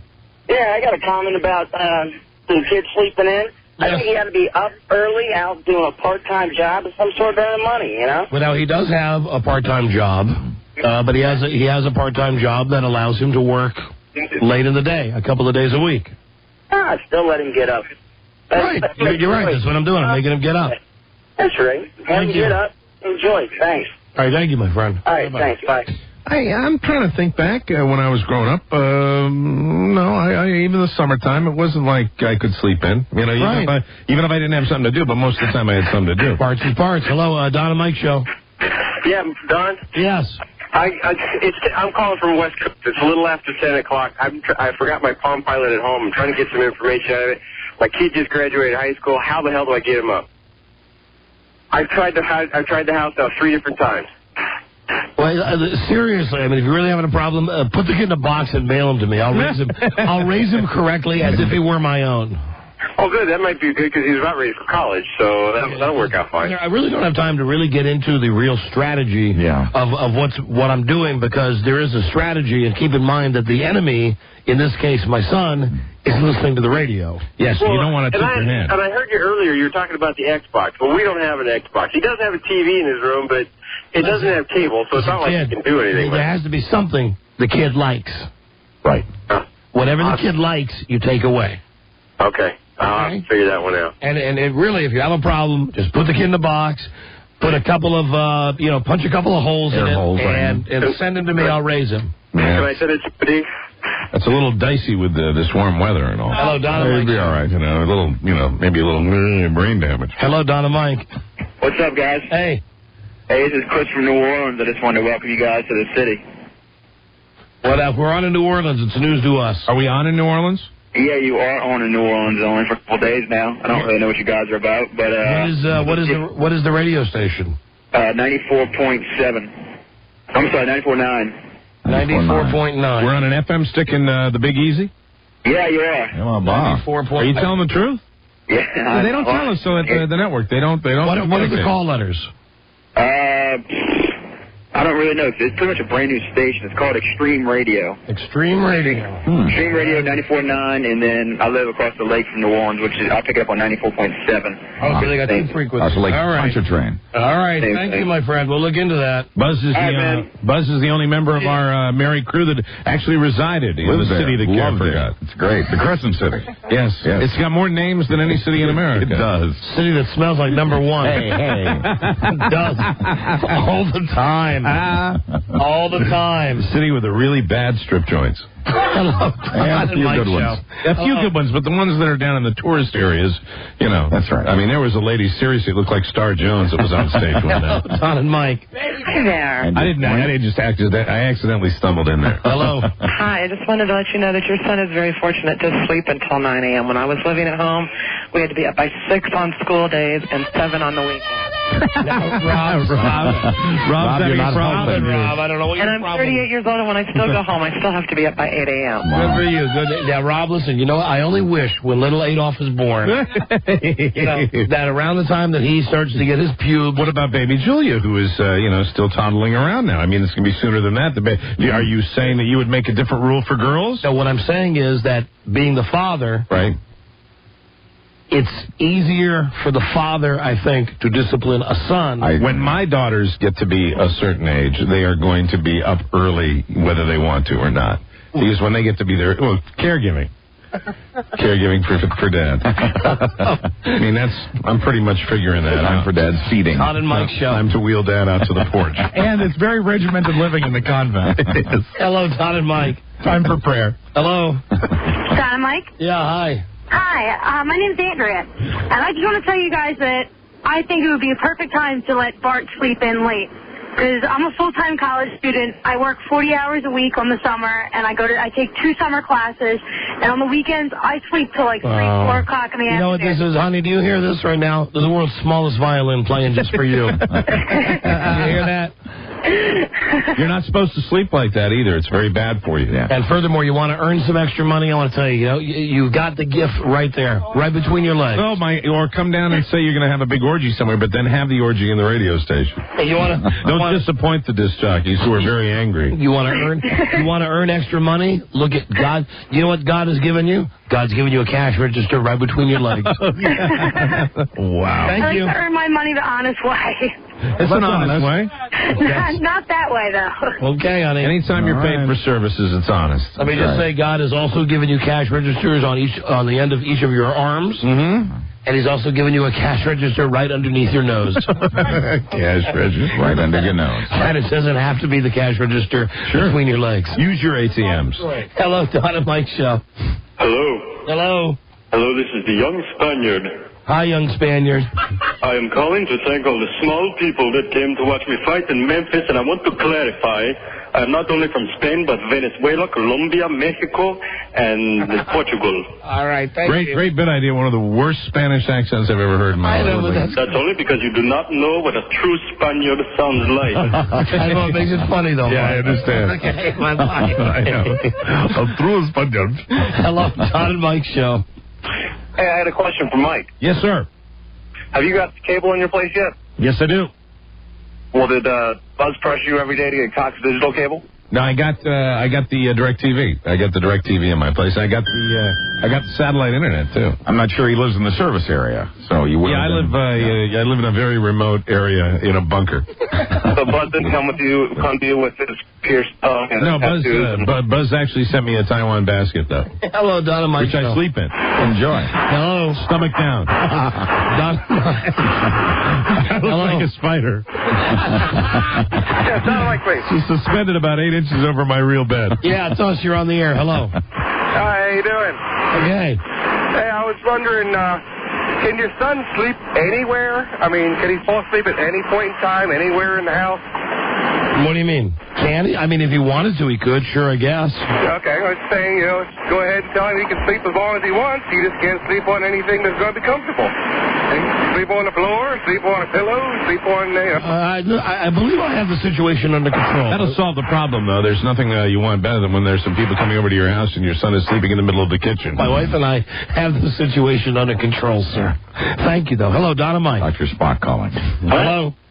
Hey, this is Bert. Hi, Bert. Hey, I'm calling from the candy booth, melting my cheese. Calling about the Jack Diamond show. Hey, my friend, how you doing? Hey, man, Jackson did not thank the small people, and he did not thank me. Hey, there you go, Bert. Man, he owed. Hey, Bert, how things going on your own? Yeah, that's all right. I snuck into this tanning booth. I found a little hole in the wall. Oh, that's great. Rolled right through it, man. That's great. Do you have your cheese in there? Yeah, I'm melting the cheese on my foreskin, man. Attaboy, Bert. All right. Hey, nice talking to you, my friend. Bye, Bert. Bert. Hey, Diamond. Bert. I'm one of the small people. Exactly. Hey, yes, sir. Yeah, I look like a rat. Hello, Don and Mike Show. Don? Yes. Mike? Yes. How are you guys? El Rayo X from Austin, Texas. Pardon me? This is El Rayo X from Austin, Texas. Yes, hi. I just wanted to let you know the call letters in New Orleans. WXXM. All right. Or 9. WXXM. Extreme Radio. Is Rob, you're shaking your head. What? No? You don't believe it? I believe it, but it's just this guy. Yeah, this guy. This guy. What about this guy? Rob was shaking his head. It's possible. Ruefully. Possible that this guy's just a super fan of the show. Could be. Oh, is that it, sir? That's it. WXSN is in Nancy? XXM is in Mary. Mary, okay. WXXM as in X-rated, as in double X-rated, as in M, your mom. Mary. Member. Mary. Oh, Mary. Mary. Yeah, Mary. Because you said Mary. Hello, Mary. Hello, Don and Mike Show. Yo. Yo, hi. Yo, what's going on? I just wanted to call in and let you know I got the college thing down pat. I'm a college student. Well, where do you go to school? I go to school at Drexel University in Philly. Philly, gotcha, okay. And I think you guys got it all wrong. You see, I schedule all my classes for 8 to 11 in the morning. 4 days a week, and I finish up my night with my college classes. All right, so you're out all night, and then when you're done partying, you party all night long. Exactly. Then the last thing you do before you go to bed is go to school. That's the way to do it.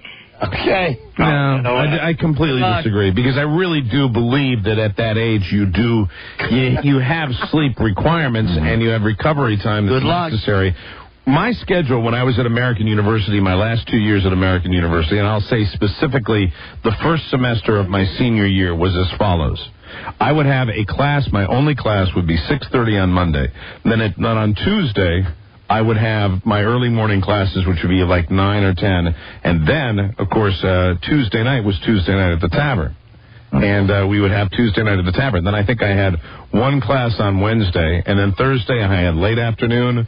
Friday, no classes at all. Of course. First class being Monday at 6:30 in the evening. Yeah, there you go. There's that quality education your parents are paying for. Well, when you go to American, in the days that I went to American University, it's gotten better since then. But now it's a lot more, all that academic stuff. But when I went there, it was really important to schedule your classes so that they would really complement your social life. I think there's a lot of guys, though, and maybe girls, but a lot of guys who have the capacity to stay up all night and who can work the opposite hours. So for those guys, I could see that logic. Well, I would have done that if there were classes that required discussion groups. Because then I would be great. If you would stay out all night and then roll into, like, the kind of class where the chairs would be put in a circle. Yeah. No, let me disagree. Hello, Don and Mike Show. Hey, Don. Yes. Hey, this is Alan. Hi, Alan. Hey, I served you at the country club about 2 weeks ago, and you gave me a $10 tip. I just want to say thank you, man. Well, that's the type of generous individual I am. Yeah, I saw you, and I took a double take, and then... Hey, Don. That started out so beautifully, and I had to just delete you out there. I have country club experience, and although he was very nice to call you and tell you this, you must have him fired. Why must I have him fired? It's simply for the sake that he's called the radio show. All right, have him fired. I'm sorry, sir, you've lost your job. You're one of the small people. Are you the guy who wrote on the check, been listening a long time or something like that? Yeah, since you're on 105. Right, gotcha. All right, appreciate it. Thank you, my friend. Take it easy. Bye-bye. Bye-bye. He meant well. Bye-bye. Nice to see you field a few of these now. I got no problem with that. With the fact that we don't belong to a fancy golf club like you do. We belong to a regular one. Well, a medium one. Okay. Upper medium. But hold on, as opposed to Bushwood, the Taj Mahal. Yes, the Taj Mahal. For now. And yeah, that's right. That's going to be changing soon too. Yeah, well, yeah, I already put my letter in. But I can't discuss it because I had to delete out what the guy was saying. Right. But apparently, when I was there with my family over the weekend, I was discussing some stuff, and he was saying that everybody could hear. Oh, really? That's what I had to dump out. He said, "Well, there's no." I heard you talking about. There's no rule about that, though. I discuss stuff liberally now because I do. That's what I discuss. I discuss it loudly out in bars. There's no rule against that, is there? To the best of my knowledge, Don? No, there's not. But man wants to do a little venting. But my point is that I thought it. You know, I get a loud voice. I thought it was a private conversation between just me and my wife and my kid. Right. But apparently, this boy Alan, who was serving us the food, he was hearing everything that was said. That wouldn't have been Wednesday, was it? Might have been. Hello, Mr. Don. Might have been, Mike. This is Hector from your house. Could have been. You're right about that. Oh, I know. I was right. I never mentioned that to you, though, this very moment. But when I talked to you Wednesday. Glug, glug. DRUNK, I was. No kidding. Yeah. No kidding. Did you think you were covering it when you talked to me? Okay. No. You didn't make mention of it, though. There's no need to hide it. But I knew pretty well. When you're that drunk, you can't hide it. We had some funny conversations on Wednesday. when you're that bombed, sure. Really, you can't hide it. No. Right. You can't hide it. And, well, never mind. I know. Never mind. It sucks. It sucks sometimes. We went through a really tough time, and I had one day when, I drank. Did you came away from the conversation thinking that you handled yourself pretty well, though? Because a lot of times that accompanies it. Like, I'm doing great. Right. No. I knew there was no need to say to Mike. Right.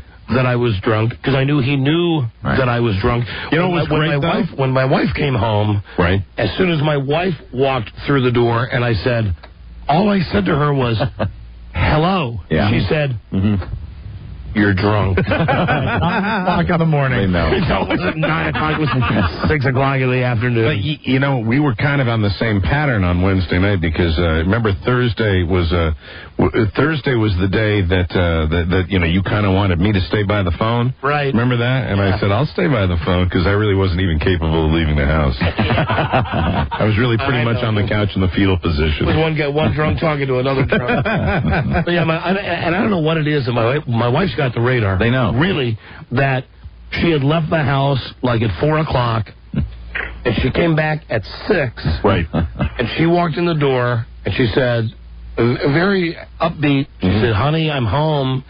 She had gotten some stuff to barbecue or something, and I walked into the living room, and I said, hello, and she said, you're drunk. That was it. Yeah. Right. She knew. And there's no denying it. No. Yes. And it's impossible to tell when you've been drinking.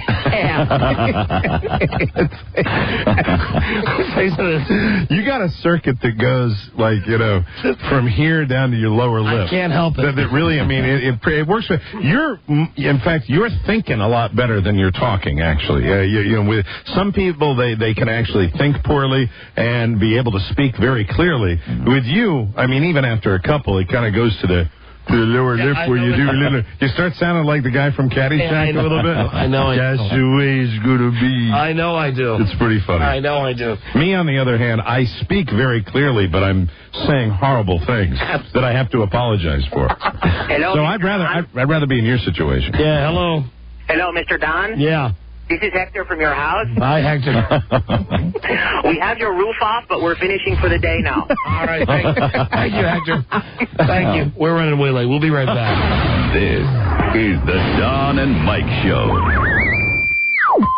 I don't shower much. I probably shower, 3 times or 4 times a week. Why? Huh?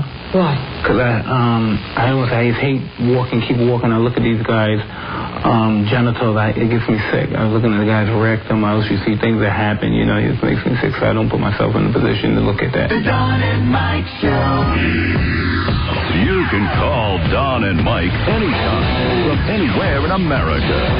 877-365-3636. From D.C. on WJFK 202-432-1067. And from New York City on WNEW 877-692-1027. They're ready to believe you.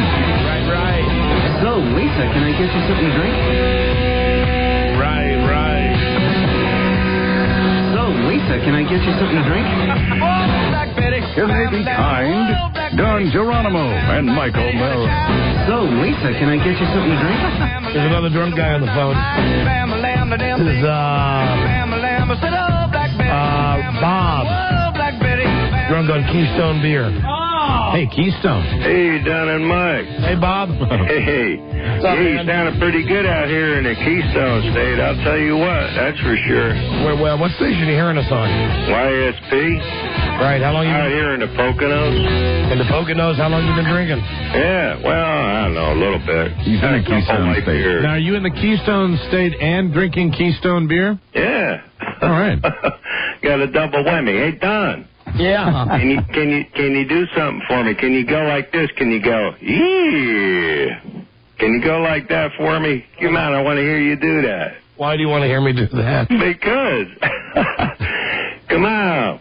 Now you got to explain go yourself. Like this. Yee. You got to just go yee, cousin. That sounds like the Grease Man. This is like what's his name? He's being Bruce Morrow. Cousin Brucey. Yeah. Go ahead, you can do it. I know you're going to sound just like him. Let's see.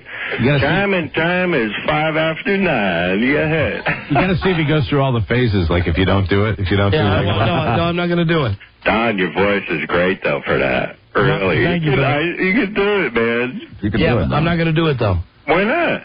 Because I don't feel like it. Well, all right. He's not a trained monkey, sir. Yeah, I mean, come on. You want to just jump through hoops? You cousin.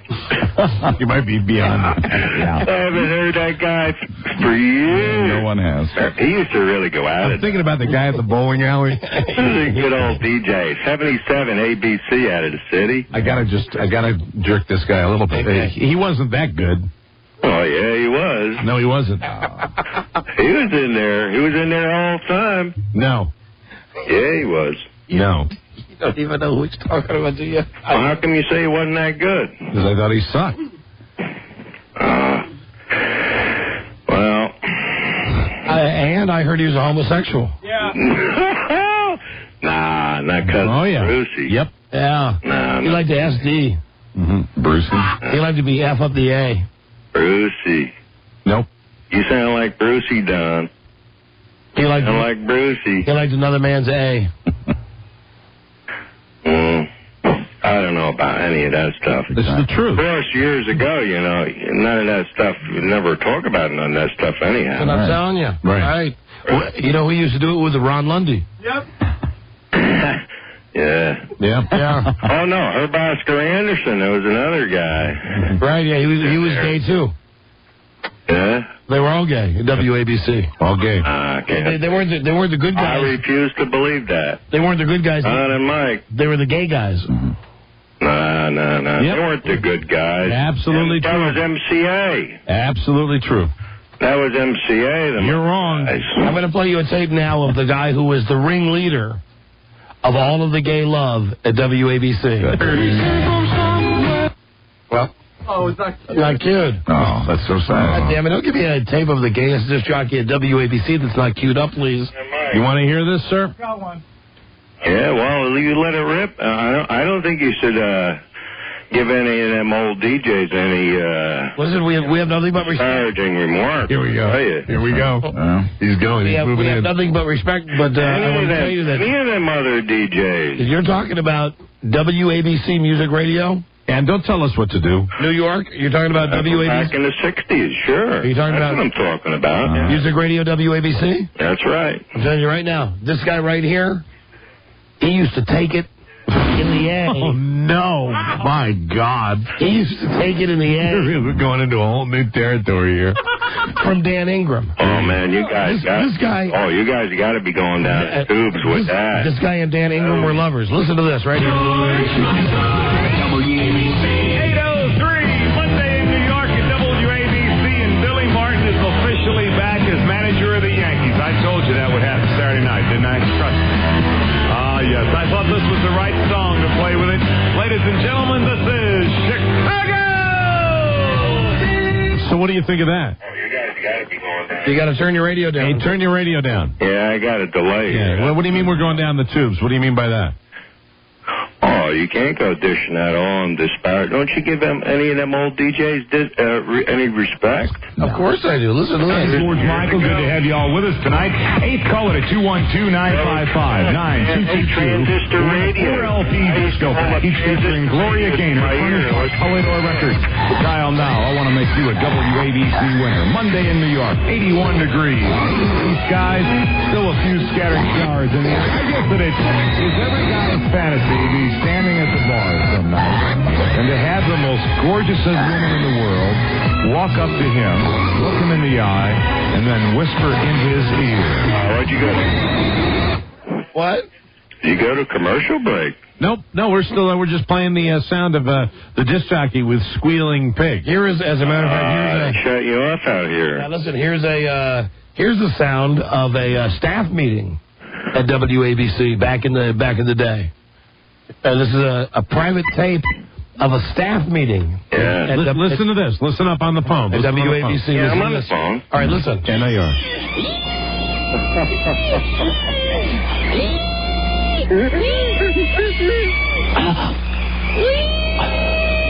And let me tell you right now, what you're hearing is Cousin Brucey and Ron Lundy. You're hearing Cousin Brucey and Ron Lundy. No. Yes, sir. Now listen. Don, that's from Deliverance. Don, that's from Deliverance. You got it all mixed up. It's impossible. Deliverance ain't got nothing to do with them old DJs from years ago. I think he's too drunk to get upset. Those guys were good, man. They were very good. We like them. They were fantastic. You're right. Yeah, I know. I think you do. No, we really do. We're just trying to get you upset, but you don't seem to get upset at anything. Yeah. You're a happy drunk. Yes. I like it all, you know. All right. I'll tell you what. You like it all, men, women. I don't think Animals. I don't think the grease man should have been kicked. Why? Because we used to get a kick out of the grease man out here. But you did. His stories. He was your cup of tea. Oh, man. You kind of guy. I think he was good. I really think he was good. I agree. You like these jokes? And you know what? Yeah. Yeah. And I'll tell you what. All them, you hear that thing about, Be careful. They'll play back things about, somebody said this and somebody said that. They never play what Greaseman actually said there. Right. And I'll tell you what, he was every bit of a gentleman to do what he did. And I think he was a good dude, man. Yeah. Yeah, sure. And he ought to be back on the radio. Well, I really think he is. He's on quite a few Korean-owned radio stations around America. I'm not kidding about that. That's true. Yeah, but he got a bad shake there. You know, what does everybody else talks about everything? You can't say that. I got to start again. He got exactly what he deserved.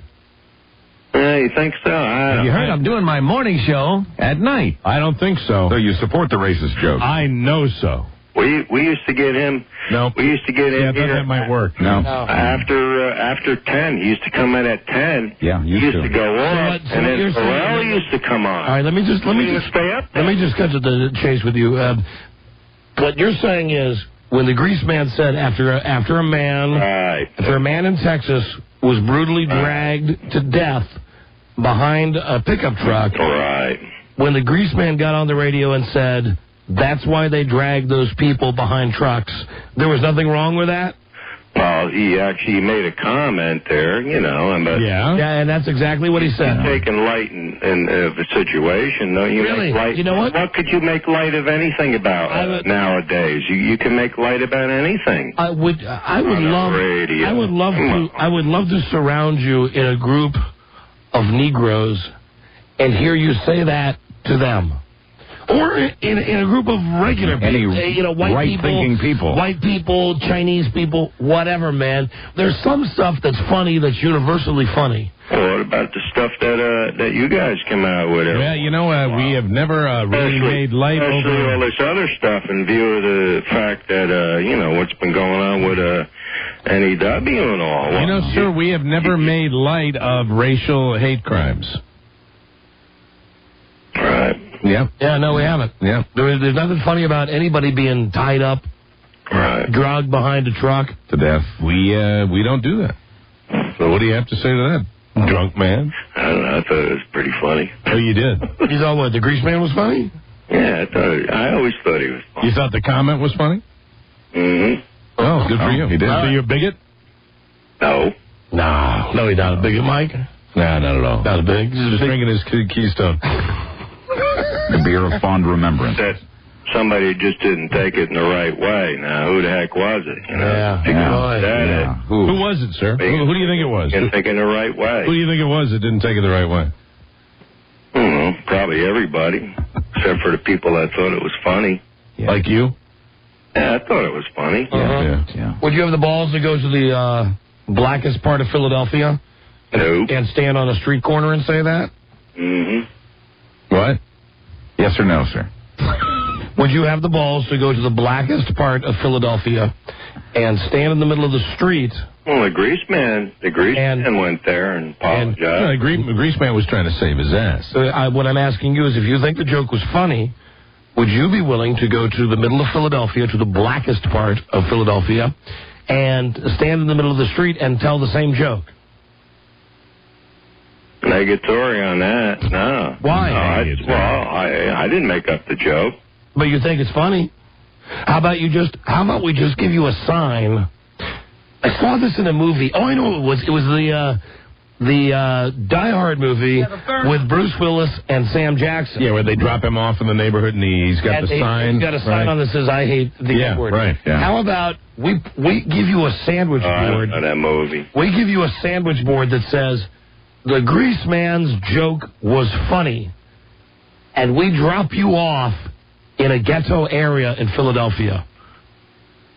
Well, I don't know. Now you're just being you're just being smart about it, you know. Why do you want to put it on me for? Yeah, we've moved into the other phase now. I'm just telling we finally got it.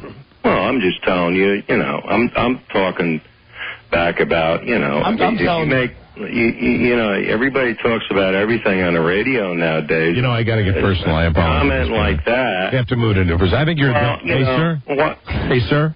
Yes. I think you're a dumbass. Well, you're entitled to that opinion, too. Maybe I'm entitled to my opinion, too, right? Mm-hmm. Uh-huh. Sure. So listen, how about this? I'll pay you I'll pay you $500. How about you guys don't put any disparaging remarks anymore? I'm going to have to delete that out because you're talking about disc jockeys. You're not talking. Okay, goodbye. So long. That's your last chance. Auf Wiedersehen, good night. That was your last chance. Hey, but no surprise. Yeah. Right. Right. All righty. No surprise. No problem at all. That's the card he played. Yes. That was his trump card. No surprise. Right. But you guys... Right. Yeah, right. There you go. Real relevant. Fascinating. 100% relevant. You know, it couldn't have gone well from the very beginning. No. You knew it wasn't going to go well. There was no way. Well, you know what? You never know, though, Mike, because remember at the beginning of the show today, those guys from Louisiana? Right. We had the two drunk guys from Louisiana, and they couldn't have been nicer. Yeah, well, you know, it's the drunk guy that wanted you to do something. Yeah. You know, it's kind of like the drunk guy in an Elvis movie. Hello. You know, it says, come on, sing. Hello, Don and Mike show. Yeah, what's up, guys? Hey. Yeah, I want to let that fool up in Poconos know. Let him come to Kensington and Allegheny up in Northeast Philly. Northeast Philly. Say something like that, he's going to leave without a face. Of course. Here we go. See, even sober people can be problematic. God damn. Hey, you know what? That's making me feel good. That's okay. I'm fine with that. That is making me, man, am I fine with that? I'm down with that. Absolutely. Don and Mike show. Hello? Got no phone. Oh, hold on a second. I got no phone. Good time to play. I know. Just let me take one more call, though, Ron. Everybody hit the delay button on the last one. I think I hit it. Katie hit it. Charlie, you know, when you get into those subjects, you really get people going. Now all the lines are dead. Sorry. My apologies. Okay. What we were going to do during that last break was set up something with Mike Tyson. Right. And now I don't even have time just to set. I'm going to bring him in and just tell him what we're going to do. Come here, Iron Mike. I just want to say I'd like to take that guy's. I'd like to get that guy's face and put it in the wall. It makes me sick. You know, I take him to prison with me. Now, I don't like prison. I don't want to go back. I was beaten. I was beaten badly by Leonard Lewis, and I just gotta say I'm very very humble. Now you I'm a said humble man today. You said before the fight that you were going to eat his brains. I was going to eat his brains. Eat his children. I will eat his children, and he didn't have children. And then you came out after the fight, and I said I got to take my hand off to him. Absolutely. I said I would eat his children, and I'm humbled. I'm humbled by his boxing ability. But may I ask you a personal question? What that? Are you horny? Oh, me so horny. Well, listen, Mike. I'm so very horny. I'm horny. I'm horny all the time. I'm very horny right now. I'm not horny for you. I'm not that kind of way. I don't like. That's why I didn't like prison because you see that type of thing in jail all the time. Well, what type of thing? Some guys rectums. I never showered much when I was in prison. You did say to a reporter. You guys bleeding. You did say to a reporter one time that you wanted to. I'll F you till you love me, faggot. I F you till you love me, faggot. You come up here right now in this state. I ask you, do you love me? You can't last an hour in my world. That's what you said. Yeah, but I have a temper problem. All right, I'm thinking seriously after the fight about attending anger management course. You got your ass kicked. Yeah, Saturday night in Memphis. Oh, man, for the hours of getting pummeled about the head and shoulders. Listen, nothing funnier than a black guy with a British accent and a black guy with a British accent beat your ass. I know. It sounds like, I'm getting beaten by, all these British guys, like Paul McCartney's kicking my ass. Yeah. It really bugged me. I didn't like that at all, but I'm humbled by his boxing ability. So, Iron Mike, when you come back, I'm humbled. We have a special treat for you. Something to help me with my horny? Well, because... Where's the orgy at? Because you... I'd like to go up to the Imperial Orgy this weekend. Because you did not... Shower? No, because you did not... getting beaten up by Mr. Belvedere. I get very depressed and all that stuff. Because you did not eat his children. I didn't eat his children. I did not eat the brains out of his head. I did not pull his heart out through his chest and chew on it. We are going to reward you. I'd like to be rewarded. I actually would like to have a rematch for one reason. What's that? I'm broke. Well, I've spent all my money on my houses and my wives and lawsuits. Your tigers. And all the tigers and the things that I have, too much of the things. Material possessions. When we come back, I want to shower. How would you like? I like everything. A phone sex line.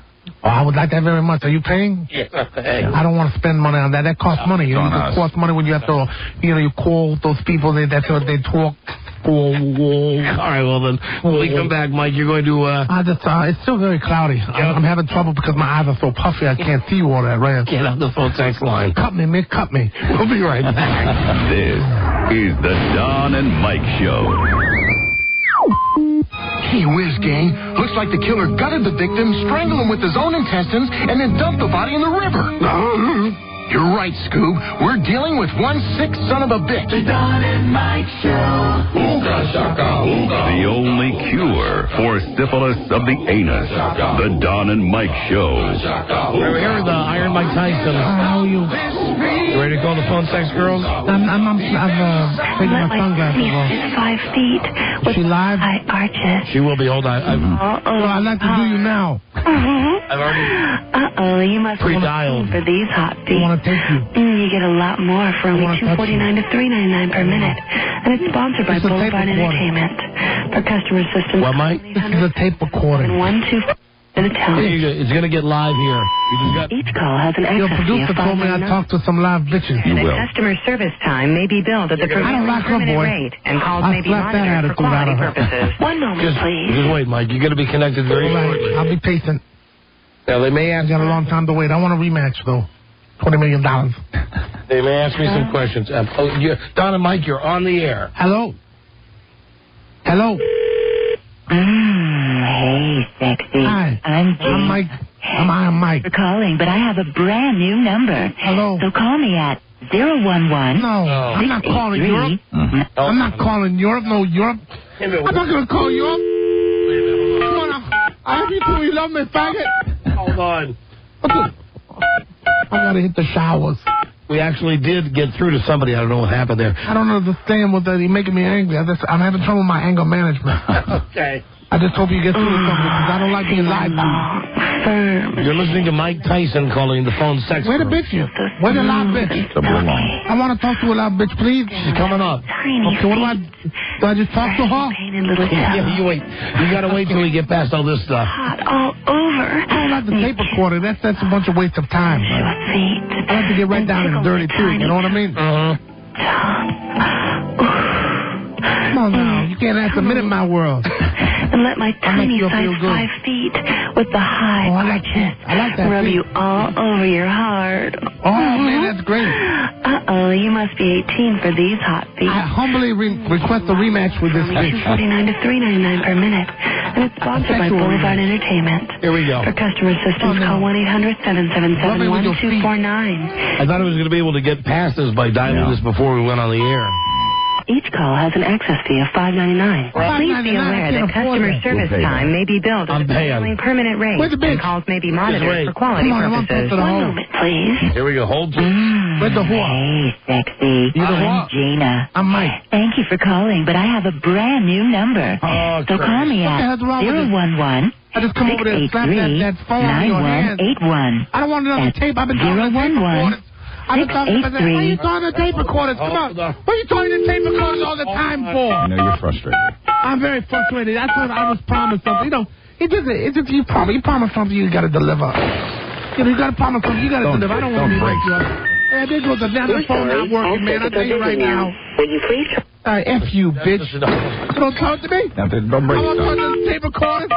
I want to talk to a live person. You just think you got a man. I'm a man you can take. I'm a man that can handle a kind of man like me. You live a minute in my world.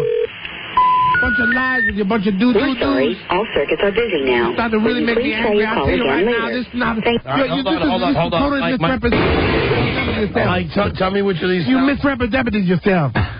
Tell me which one of these appeals to you more. I like the picture. I like the picture with the girl with her fingers doing that. Can I have that picture from my wallet? That's a nice one. I like that picture. All right, how about... Can I read these? Well...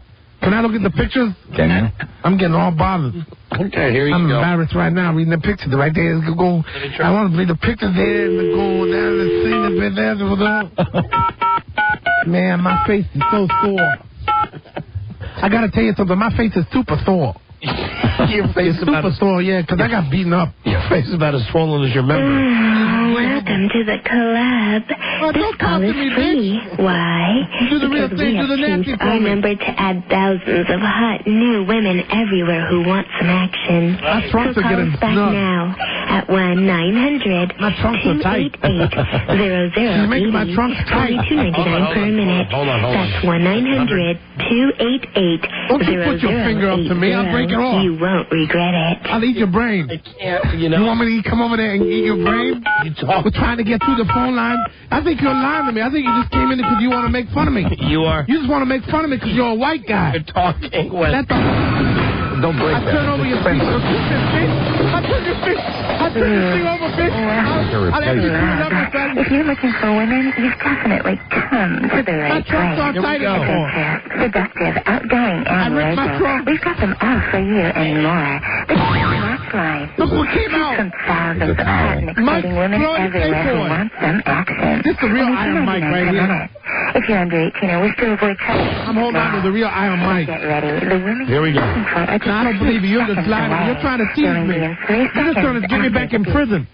Press 1 now for East Coast girls. East Coast, yeah, East Coast. We're connecting you now. East Coast girls. Here we go. Let me tell them that they're on the air. Don't you hold your hand up to 2, 3. 1, 2, 3. What?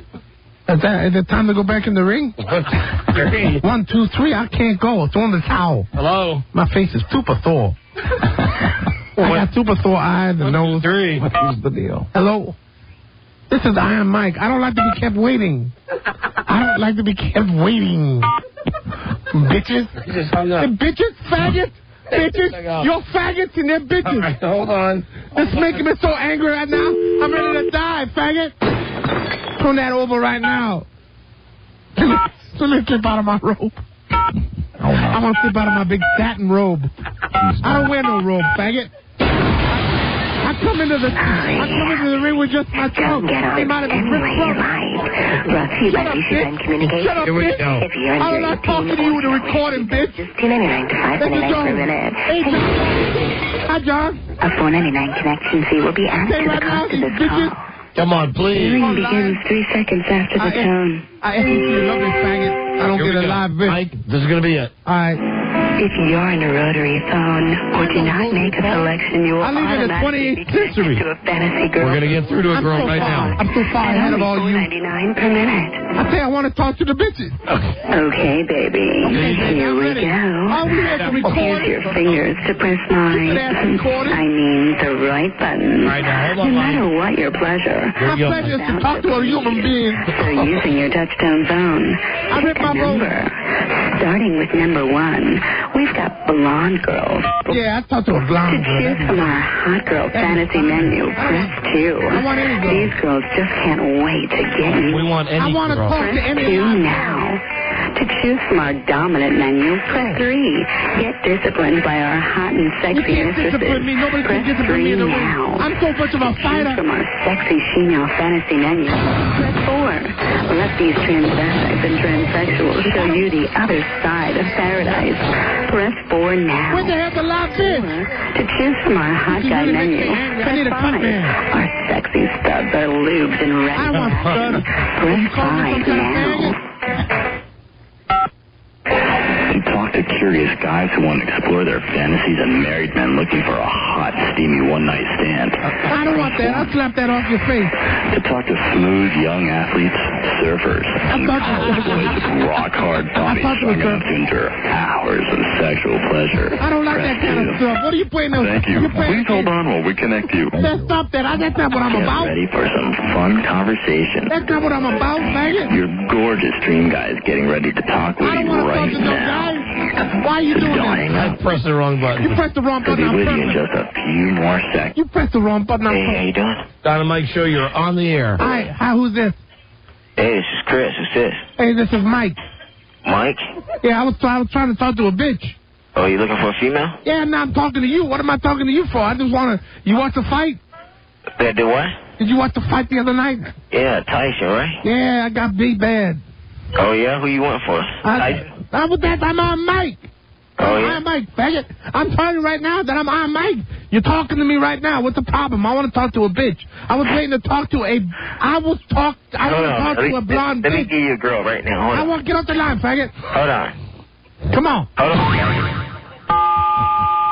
He's transferring. I want to talk to a bitch. You put that. I'm gonna slap that grin off your face. Hello. Hello. Donna Mike, you're on the air. How you doing? Hey, this is I Am Mike. Who's this? Mike, this is Liz. Hi, Liz. How you, Liz? I'm doing fine. I'm gonna talk. I'm gonna lower my voice and just talk nice and sexy to you. Oh, is that right? How you doing, baby? Oh, I'm doing great. What you wearing right now? You got some nice. You got some nice clothes on. Well, I wouldn't call them clothes. What are you wearing? You wearing lingerie? Sexy lingerie? Would you calm down? Are you wearing sexy lingerie? I'm wearing a pair of thong panties and a senior naughty up top. Oh man, my trunks are getting tight.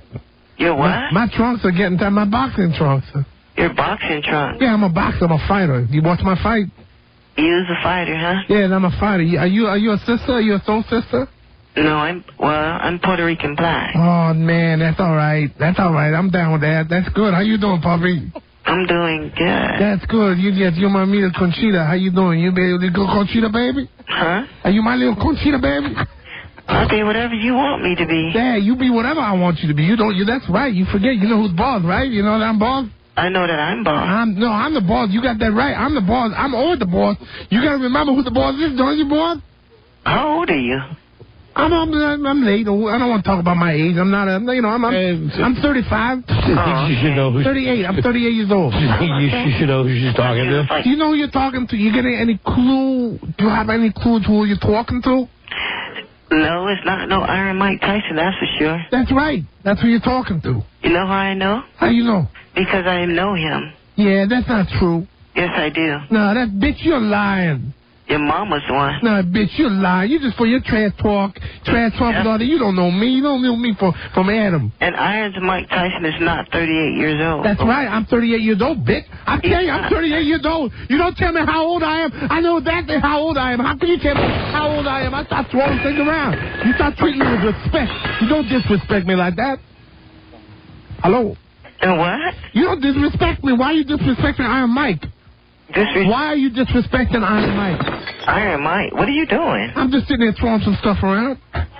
Sometimes when I get angry, I have trouble with my anger, man. I just turned over the TV set, bitch. You just turned over the TV set? That's right. Are you crazy? I'm crazy. You ready? I'm crazy because I got beaten in the fight the other night. I don't want to get more disrespecting from you. What's your first name? What's your first name, ho? You definitely need to be tamed for sure. Yeah, you be the one to tame me? You going to tame Iron Mike? Hey, listen, let me tell you something right now. I think we got off on the wrong hand. Huh? We got off on the wrong hand. Let's talk nice to each other. You want to be nice to me? Got off on the wrong hand. Yeah, let's be nice to each other, okay? You want to be nice? You want to look at my trunks? Do I want to look at your trunk? Yeah, I'm wearing my big black trunks right now. They're big black trunks? Yeah, I tell you right now, they're getting tight. So how tall are you, Mike Tyson? I'm 5'11" and a half. Make that noise again. What? Okay, here we go. Hold on, let me think real hard. I'll make that. You want me to make that boinging noise again? No. Okay, hold on. I gotta concentrate. Let me concentrate. I must be off a computer then. Keep quiet, bitch. I'm trying. Wait, hold on just a second. Here we go. I'm gonna try right now. I'm gonna concentrate real hard. Here we go. Oh, that was the wrong sound. Oh, that was the wrong sound, wasn't it? I farted. Yeah? I'm sorry. I apologize. It came off the computer, didn't it? Can you say God bless you when I fart? Don't I say God bless you? Yeah, no. say God bless you. I say excuse me. No, I want you, idiot. Bitch. I want you to say God bless you when I fart. There we go. I'm squeezing that.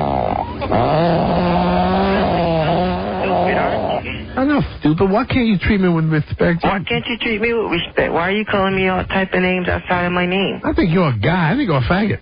You think I'm a guy? Yeah, you're a faggot. You're just a guy. This is a guy. This is not a bitch. This is a guy. I swear to God, you're a guy. You're a man. You got tweaking berries. That's right. You got bobbins down there. I want to talk to another bitch. You want to do what? I want to talk to another bitch. You made me angry. I'm not the team that beats in you, huh? You made me angry. Don't you harm me. You're a faggot. I just turned over the TV set right now. You're making me so angry.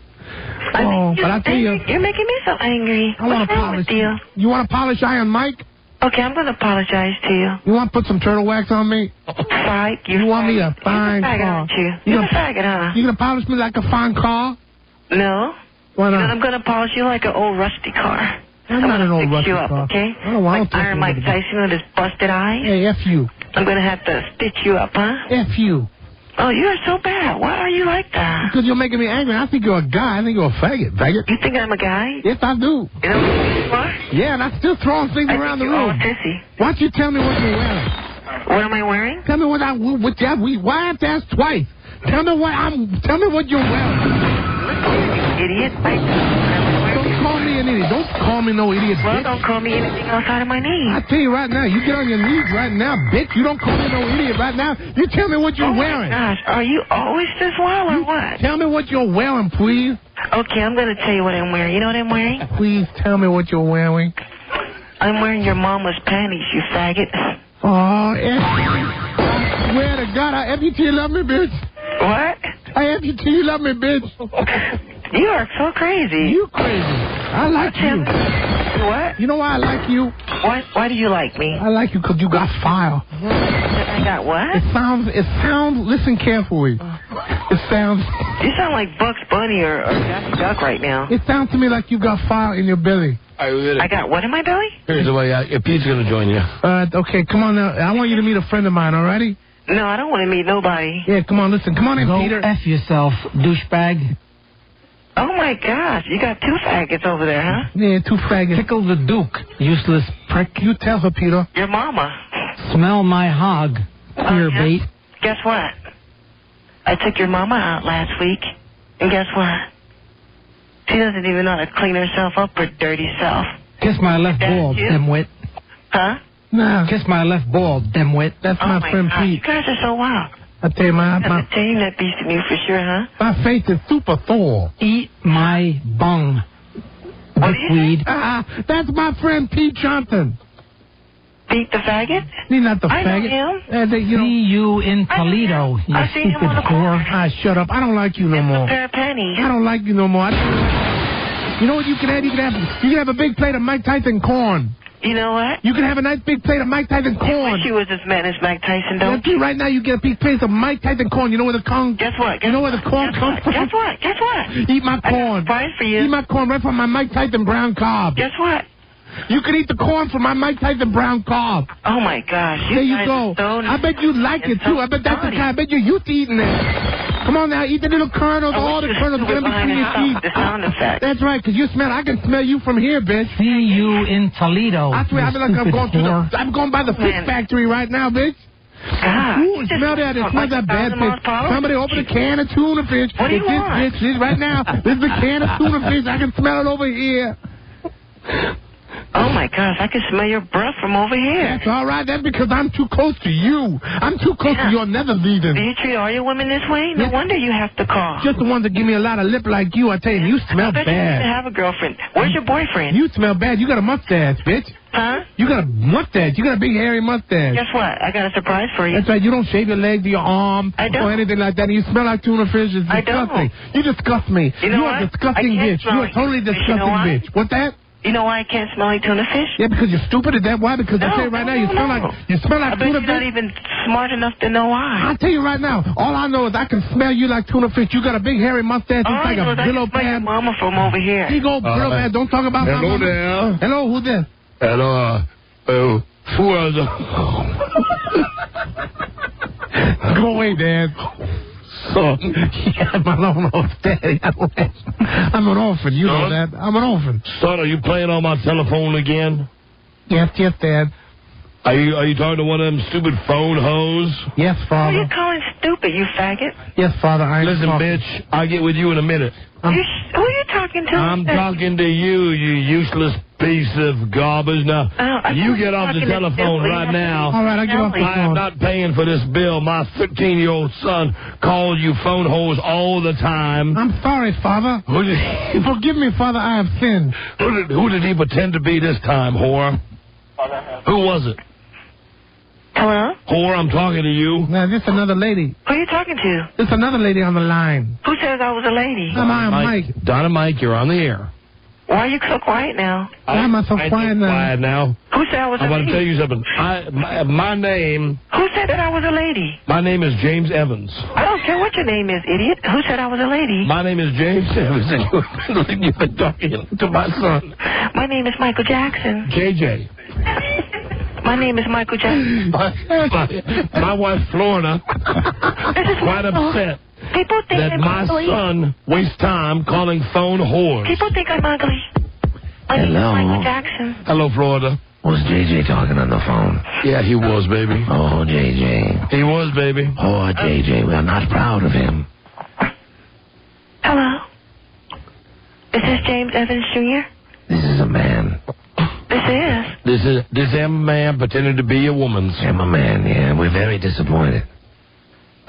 Listen, this phone will not be paid. This bill will not be paid by the Evanses. That's right. I wouldn't pay it either. JJ, shuts up. I'm sorry. Listen to your mother. Sorry.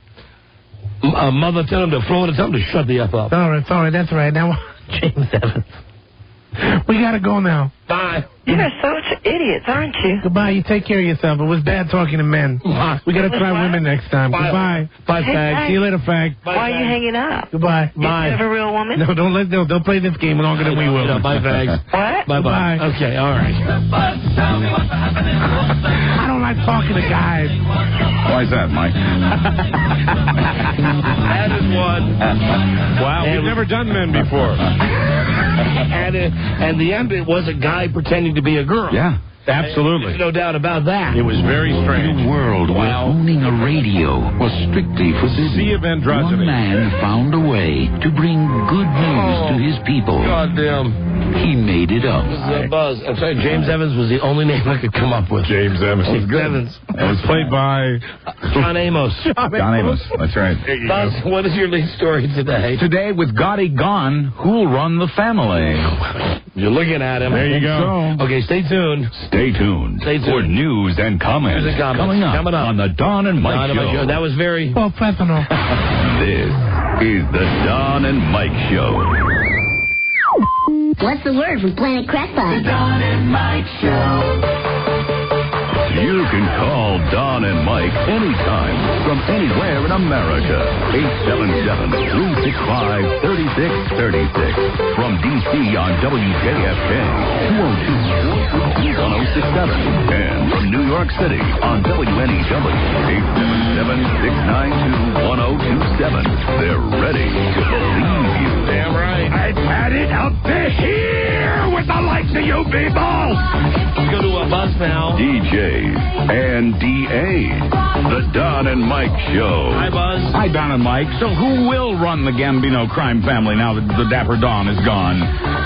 John Gotti died yesterday, and his brothers are in no position to take over. Brother Peter's headed for prison at the age of 62. 55-year-old brother Gene is doing 50 years already. Gene's 38-year-old son, Junior Gotti, serving a 6-year sentence. Junior. Other brothers and Gambino captains are also in prison or headed there, leaving only Vincent, who's never been considered a player, not a made man. Well, what you're telling me, Buzz, is that we do have one logical replacement who is now right here. That was a tape. I don't know if you know this, but Ted Bessel, who was the boyfriend on the TV show That Girl. I remember, with Marlo Thomas. Right. He's a current member of the mafia. He might really be dead. Ted Bessel. But here's what Ted Bessel had to say about who should replace John Gotti. All right. What do you think of the name Don Geronimo?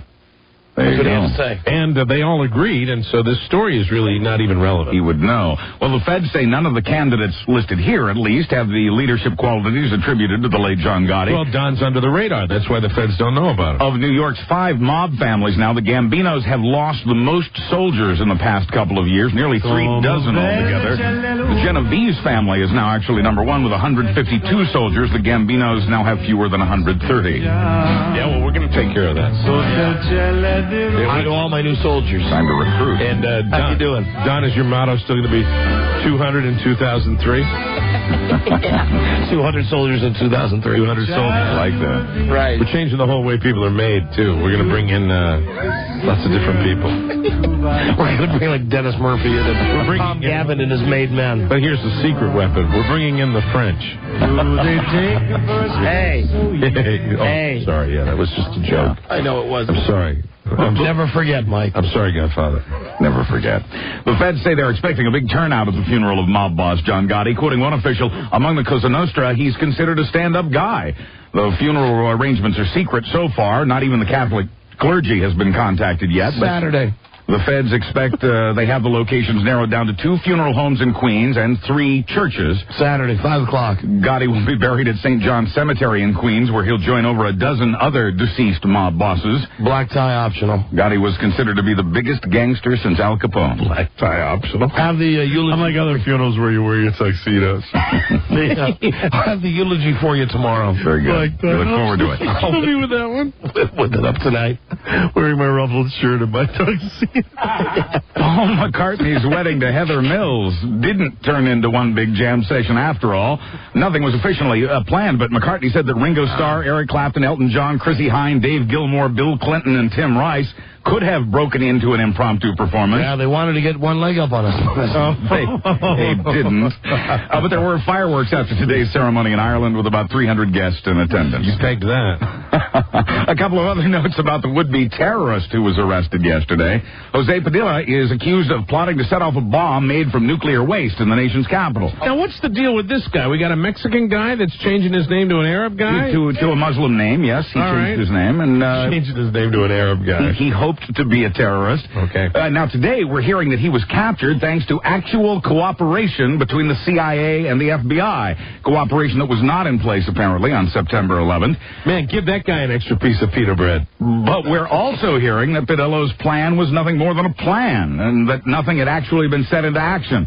Also today comes word that if we hadn't grounded all flights when things got crazy on 9/11, another hijacked plane would have been headed for London's famous Big Ben landmark. You know, I love the fact that we're out, that we're saying now... After the fact. No, not even that, Buzz. My point is that we're saying, look at this.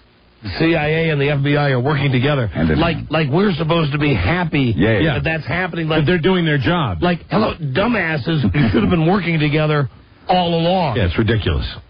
Commit a sex crime, lose your TV privileges. The Supreme Court has ruled... Count me out then, Buzz. States can withhold television, according to the Supreme Court, and other privileges from convicted sex offenders who won't admit to their crimes. The court was ruling on the law in Kansas, under which such prisoners lose TV, visitation, and gymnasium privileges. The 4 justices who voted against the ruling say it violates a person's Fifth Amendment right to self-incrimination. Buzz, we got a break. I'm sorry. We'll be right back. This is the Don and Mike Show. Gosh, I hate to interrupt. It's all been so incredibly fascinating and entertaining and instructive. Really, the time has just flown by. The Don and Mike Show. It speaks to the genitalia. The Don and Mike Show. Hi there, Buzz. Hi, Don and Mike. As freak accidents go, this one's way up there. In a downtown New York noodle factory yesterday, the blade flew off a coleslaw machine. Sorry to start laughing already. Killed one man by pinning him against a wall and injured all 3 of his coworkers. One of the coworkers lost an arm, another had his ear split, and a third got a broken knee. God. Wow. Man, don't eat those noodles. The Tyson-Lewis fight was a total knockout in the world of pay-per-view TV. The fight was expected to draw 1 million pay-TV customers. More than 1.7 million bought the fight. And at $55 a pop, that was the biggest night in TV boxing history.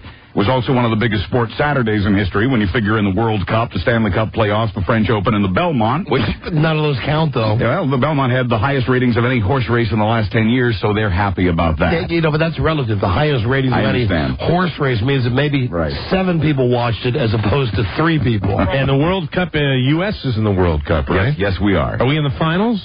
We're doing very well. Let me check the latest scores for you in a second. Don't waste your time. It's soccer, right? It is soccer. When it comes to heavyweight champion Lennox Lewis, England takes a different view.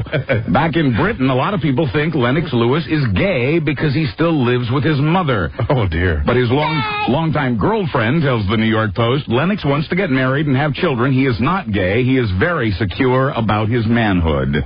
Try to walk a mile in the shoes, though, of magician David Blaine for a moment. Quoting Dave in today's New York Post, what Danny Glover says about cabs in New York not picking up black people is definitely true. I am often mistaken for being black because I have a dark complexion. I'm actually the unusual mixture of 1/2 Russian Jew through my mother, 1/4 Sicilian, and 1/4 Puerto Rican through my father. Sometimes I wait 10 minutes for a cab. They just pass me by and pick up everyone else waiting who is white, even if I come first. Maybe it's just you, asswipe. Yeah, it could be that. Maybe they just go, hey, that dumbass magician. Yeah, here's the guy who does that fake levitation trick. Keep driving. Doesn't really do magic. That's right, off duty. In sports, the defending champs from France are out of the World Cup after losing to Denmark today. All right. That's the French. See the U.S. on the scorecard. The Stanley Cup Finals and the NBA Finals have the day off. Red Sox fans, though, are ready for this weekend. Right fielder Manny Ramirez took batting practice last night. Yes. And may be able to play Saturday or Sunday for the first time since he broke a finger last month. Einen Finger is all healthy. Defensive lineman Dan Wilkinson says... At defensive tackle, number 95, Big Daddy Dan Wilkinson! Rob. Dan says these early practice sessions with the Washington Redskins are just too hard on his legs.